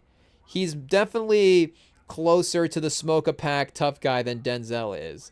That's for sure. Oh, Caan. James Caan. So tough guy is those options. And then we've got smoke a pack is a what do we say? We've got Eastwood as like the top tier. Eastwood, Jones, who else was our option? Nolte was our Madsen. Yeah, Madsen might honestly be tier 1 smoke a pack. Like they're saying, definitely just a good voice for that vibe. Eastwood, Jones, smoke a pack. Again, Elliott, like we're saying, maybe we can get him over into tough guy. Oh, Rourke as well too. We're just gonna throw Rourke in there just to get the grime up, chat. Hey, yo, pause. It is what it is. Okay, so these are the proper categories of tough guy. Oh, Chad and Ayo, speaking of our guy JT Walsh, of course, the slimy senator move does unfortunately I guess fortunately, obviously, I guess a guy just getting shot point blank in the face on an airplane's gonna be unfortunate. Was he the most fair politician in the world? Maybe not, but did he deserve that outcome? I guess we'd have to go back and look at the political career, but obviously not as well too. Yeah, we'll give our guy JT Walsh the benefit of the doubt there, and say that he did not need that, but also, again, like we're saying, a little bit of an easier, lighter watch, not maybe the most violent movie in terms of again, like we're seeing crazy, carnage on screen. But in real life, that would be a crazy carnage moment that would be unavoidable from witnessing that. Or they might actually just show JT Walsh just like slumped over later. So it's like, wait a second, he didn't even there's just a nice clean bullet hole right through the forehead. I feel like that's a classic old school movie tactic. Just a nice bullet through the forehead. You don't see that as much anymore. Unfortunately, it's realistic now. Just like, let me just blow a chunk of this guy's skull off. Hey, yo. It's like, what happened just a guy just right between the eyes, and then he's done. It is what it is. Pause. Hey, yo. Maybe that sound effect's probably a pause, but it is what it is. So, okay, our tough guy, force first, physical authority, direct assertive energy. Whoa. Lean, less mystery, more action. So, yeah, Kurt Russell, Stephen Lang, what do we got? Smoke a pack, worn down, lived in, voice or face tells a story. Less about proving, more about existing. Clint Eastwood, Tommy Lee Jones, Michael Madsen, Mickey Rourke. So it says one pushback. Kurt Russell, he's definitely a tough guy, but MacReady alone puts him halfway into smoke category. Here, we have to go back and double check. Is this gonna be his Tango and Cash character here? Or which one is this U.S. Outpost, the main protagonist of 1982. Oh, okay, so we need to go throw this one on again. I guess it looks like Smoke the Pack, but I honestly think it looks like it could be Tough Guy as well, too. I don't know. It looks a little young to be Smoke the Pack. So I'm fine there. Early career Tough Guy, later smoked adjacent for sure. And then prime example of, yeah, Eastwood going the other way. But I think you think of James Caan as even James Caan in Elf. Like, he's older, definitely, again, smoked adjacent, but he's tough. Clint Eastwood, you get to The Mule, you get to some of these later projects, you're definitely moving into smoke to pack territory as well, too. So, let's see. A draft board. I need, we need top 20 draft board for each category. And we'll see who are the top 20 smoke to pack, who are the top 20 tough guys in Hollywood. Let's see what we got here. So, yeah, we got, of course, Kurt Russell, James Caan, like Charles Bronson. Whoa, we're going all time. Hey, yo, all-time tough guy. And then Lee Marvin as well, too. Let me get a face here for Lee Marvin. See if we know we're going with portrayed gritty soldiers, villains, and antiheroes. Yeah, I mean, hey, yo, tough guy face for sure. For sure. I think it is a little bit still more traditional tough guy than, like, the Kurt Russell tough guy. Like, I don't think he makes, again, sort of the silly action moves that Kurt Russell makes. But, yeah, ayo, Lee Marvin. I mean, this guy is iconic, chat. Shout out. It is what it is. But Jason Statham, tough guy. Mel Gibson, tough guy. See, I think Mel Gibson smoked a pack. It is what it is. We might have to move him around. Russell Crowe.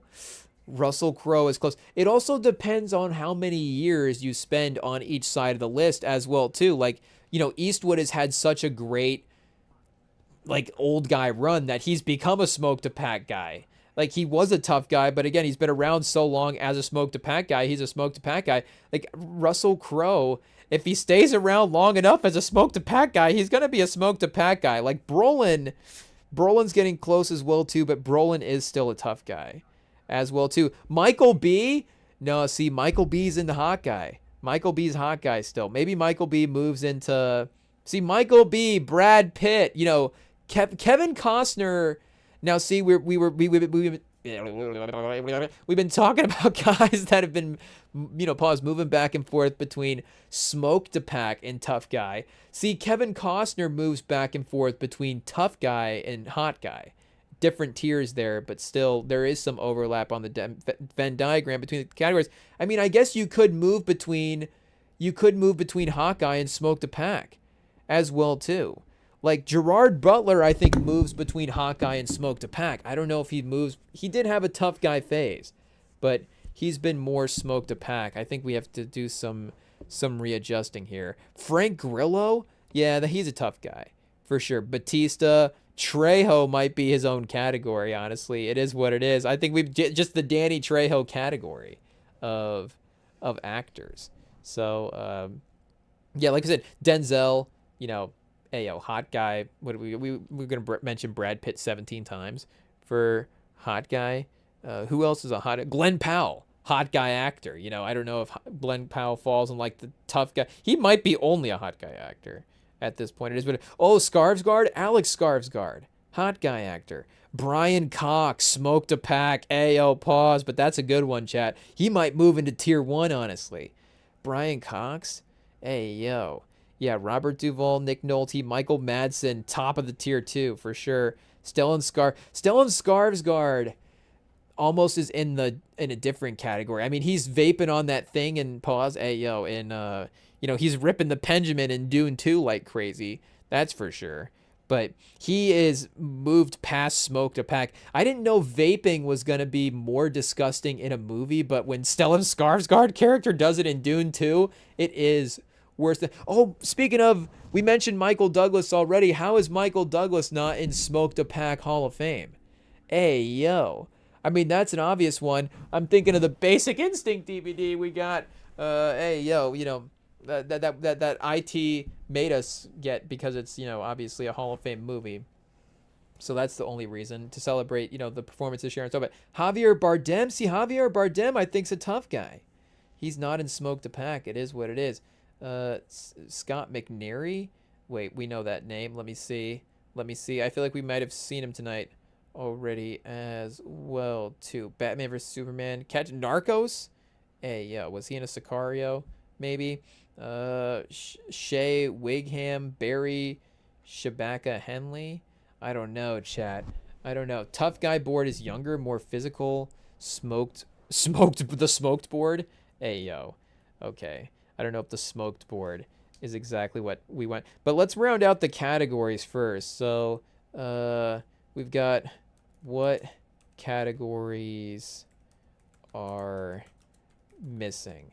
And, we hate to, leave out our, wonderful lady actors as well too, but just as a way to, again, categorize a certain aspect of the business. Hey, yo, these are the tiers that will break the male categories into. And we got Kurt Russell going through the cabin with the help of Halle Berry now. Again, executive decision, one of Kurt Russell's classics in the background. He thinks he's got the guy lit, he's got the guy, what do we say, marked for who is the main bad guy, but it's just a guy hiding diamonds. It's not a guy hiding anything at all. So maybe this is the moment where you go, okay, is there a little bit of a and then Kurt Russell just firing an open shot. Kurt Russell, of all the guys, is going to be the one to cause collateral damage here. It is what it is. Oh, and another civilian eats it. It is what it is. Auto to the tummy is not gonna, probably hold up too well, but Kurt Russell does able. I think we're gonna chalk it up to the panic in the guy's eyes. That's why Kurt Russell noticed him as the trigger man. That's what it is. But either way, what are we saying here? Oh, what category missing? So we got hot guy for sure. Hey, yo, we're gonna use Denzel. As just remember Denzel's in that category. Yeah, we can get to that later. Hot guy, if we haven't made it clear already. So we got smoked. What did we say we were going with earlier? Tough. There's got to be another one as well too. Like hot guy, and then is it hot guy and pretty boy? Is that like the variation of smoked and tough guy? I don't know, but now I think there's a little too much overlap as well. Again, like Costner, he is hot guy. He's not necessarily pretty boy. Like maybe there is a difference if, is Chalamet pretty boy versus hot guy. But I don't know if we're now being disrespectful as well too. Like smoke to pack is a compliment. Like I think a smoke to pack. Oh, I forgot the plane ripped open as well too. At the end, they lost half the passenger. Imagine all that work, chat. Hey, yo, and then just the plane just rips everybody. It's so close. It is what it is. You literally would have been as good as off at this point of just going in with a special force team and just laying waste to the cabin. Not laying waste, but maybe having a little bit more recklessness to the cabin. And at this point, the honestly might have been a little bit cleaner as well too. Somehow the guy that got shot by the bad guys as well too is able to somehow not fly out, exit the cabin, and just kind of slowly slide across the floor as well. But hey, yo, they are, I guess, able to manage to get a little bit of control there. And Denver, we should mention Denver up by 30 over Philly. I don't know if we have to mention it, but when teams go up by 30 or 40, it's usually like, whoa, hey, yo, what's going on there? Especially this early not this early, but 8 minutes left in the third. It's like, when it's 40 to 70 at any score combination on the scoreboard, it is just a little bit of a noticeable thing. But yeah, we need more categories here to round out. How do we break down the male actor segment in the industry here? So what do we got? The suave operator. So I would assume like hot guy as well too. The brain strategist wild card. it could be anything. Heavy. Whoa, chat. Hey, yo, Dave Bautista, Ving Rhames. Okay, the heavy man category. Who were the big dudes in Hollywood? The thick boys. Hey, yo, shout out to Ving Rhames though. I mean, honestly, any chance to bring up Ving Rhames is fun. So the everyman, Tom Hanks, John C. Reilly, Paul Rudd. True, we do need an everyman category. We do need the scene stealer. I don't know about that. Whoa, Viola Davis, the first lady mentioned here as well. Is that the amount of action roles that she's been taking lately? I'm not sure. But, oh, Ice Cold, Michael Shannon, Mads Mikkelsen, Tilda Swinton, now again, mentioned as well, too. I don't know about all of these categories. For our apparently we're building a casting grid. Hot, tough, smoked, suave, brain, wild card, heavy, everyman, scene stealer, charisma spikes. I think we can take scene stealer and ice cold, heavy, and wild card out, to be honest. Brain? What did it say for brain? Ayo, pause. Oh, Jesse Eisenberg, Benedict Cumberbatch. That is true. Like a Eisenberg. Maybe Spacey's not in that category quite, but like, yeah, like Eisenberg, kind of nerdy for sure, but also could be suave. Is suave operator different than hot guy? Hey, what did we? Oh wait, maybe a hot guy was suave operator. Maybe they kind of rebranded it there. So, so we have. Oh no, because they have suave list. Oh, it has it listed here as our 3 main categories. So, yeah, I think suave might be one already. So we have hot guy, tough guy, smoke to pack guy, the strategist guy, and then the heavy guy. I guess screw it. Heavy's its own category, chat. Hey, yo. It is what it is. The everyman. And then I guess those are the 6. Those 6 categories. Okay, so we had the 3 already. So we got to add we add everyman, we add big guy, and then what was the third one? Those were the only 2 that I guess I really remember. And then brain was the third one. Okay, so those are our 6 categories of actors so far. We'll definitely continue to workshop this as well too. And we're going to need this because we do have we are doing our best to acquire the rights to Bloodsport 6, like we said. So, you know, maybe we use this to help cast Bloodsport 6, even though we were leaning Paulo Costa and Taylor Rooks. We still will need to fill out the rest of the cast as well. So, ayo, foreshadowing complete, chat. Kurt Russell has to land the plane, like we said, the beginning of the movie. Of course, you know, ayo, man can barely land a plane. Hopefully that doesn't, you know, hopefully he's not going to be relying on those skills later. And if we are ranking, you know, plane landings in movies, what do we got? Kurt Russell in Executive Decision. Oh, plane landings in what, the Vegas Strip? Is that where they go down on the Vegas Strip? Exactly. I mean, they go down to the Vegas Strip in Face Off, of course, famously. So it is right up there with Face Off for best landings in civilian cities and still somehow, you know, being able to safely arrive. But ayo, all of this, you know, stemmed from Kurt Russell versus Ed Harris. So, you know, again, Executive Decision is still to credit here for us thinking of these actor categories. But yeah, we've got hot guy, tough guy, smoke to pack guy, everyday guy, big guy, and smart guy, I guess is essentially our categories. So we'll have to do a little bit more work to build out the categories. We need the big guy category.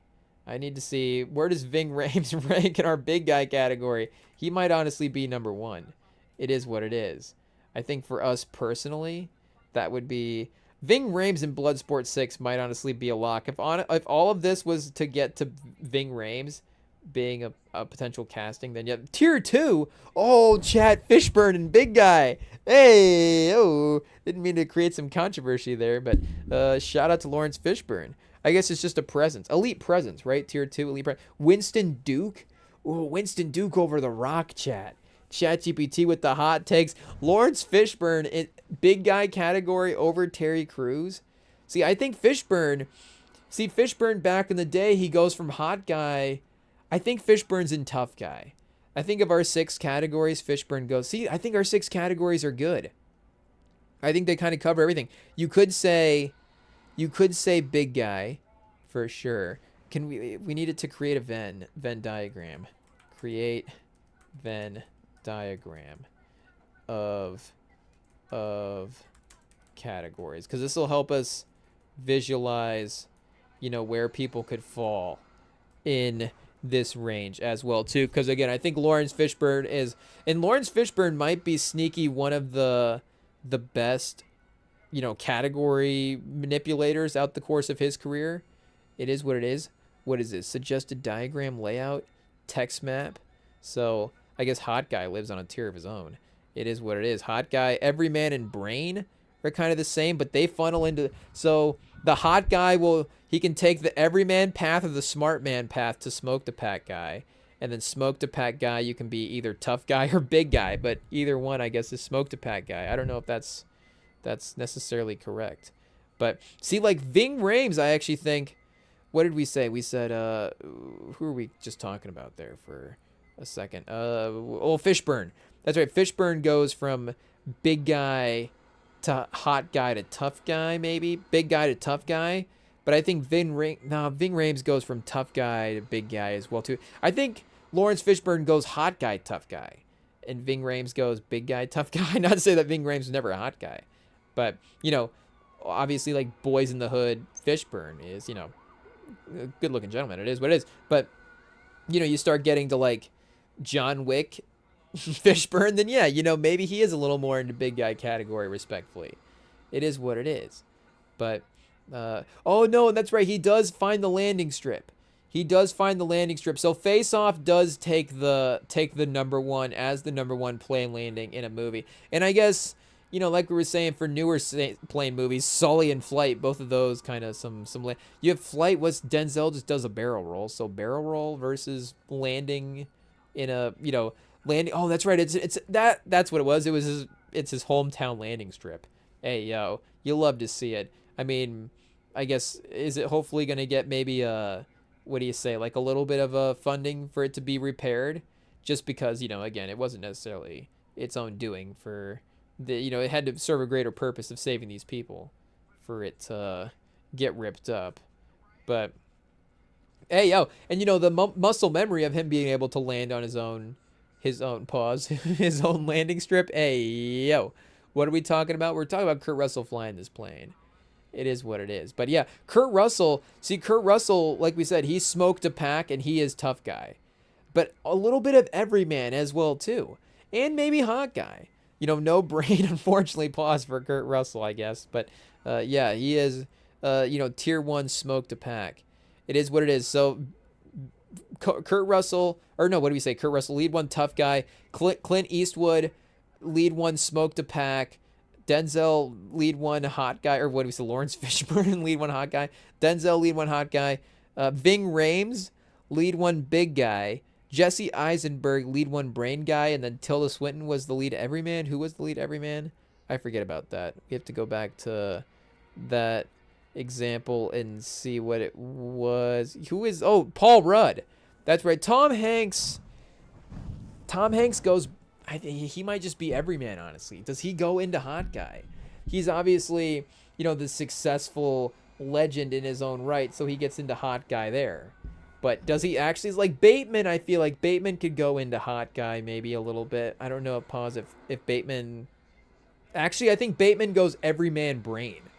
Bateman is that category. Let's see if we can draw this out here real quick, chat. And next live stream Friday, or when we're live during these tournament games, we're going to be keeping up with March Madness, but make no mistake, we're going to be filling in our Venn diagram pause of actors. It is what it is. We've got to see who makes where the different overlaps are. Where do the different guys fall? Who is in what category? And if you have a suggestion for a category, let us know as well too. Maybe we'll do a bracket for each category. That's what it is. We'll have to get to like 8 categories then or something.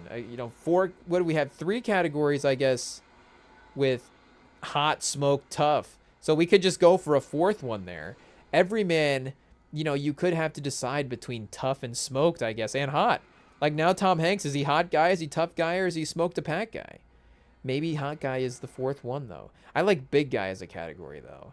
So We've got a final for Smoke to Pack, but Smoke to Pack and Tough Guy then can be their own.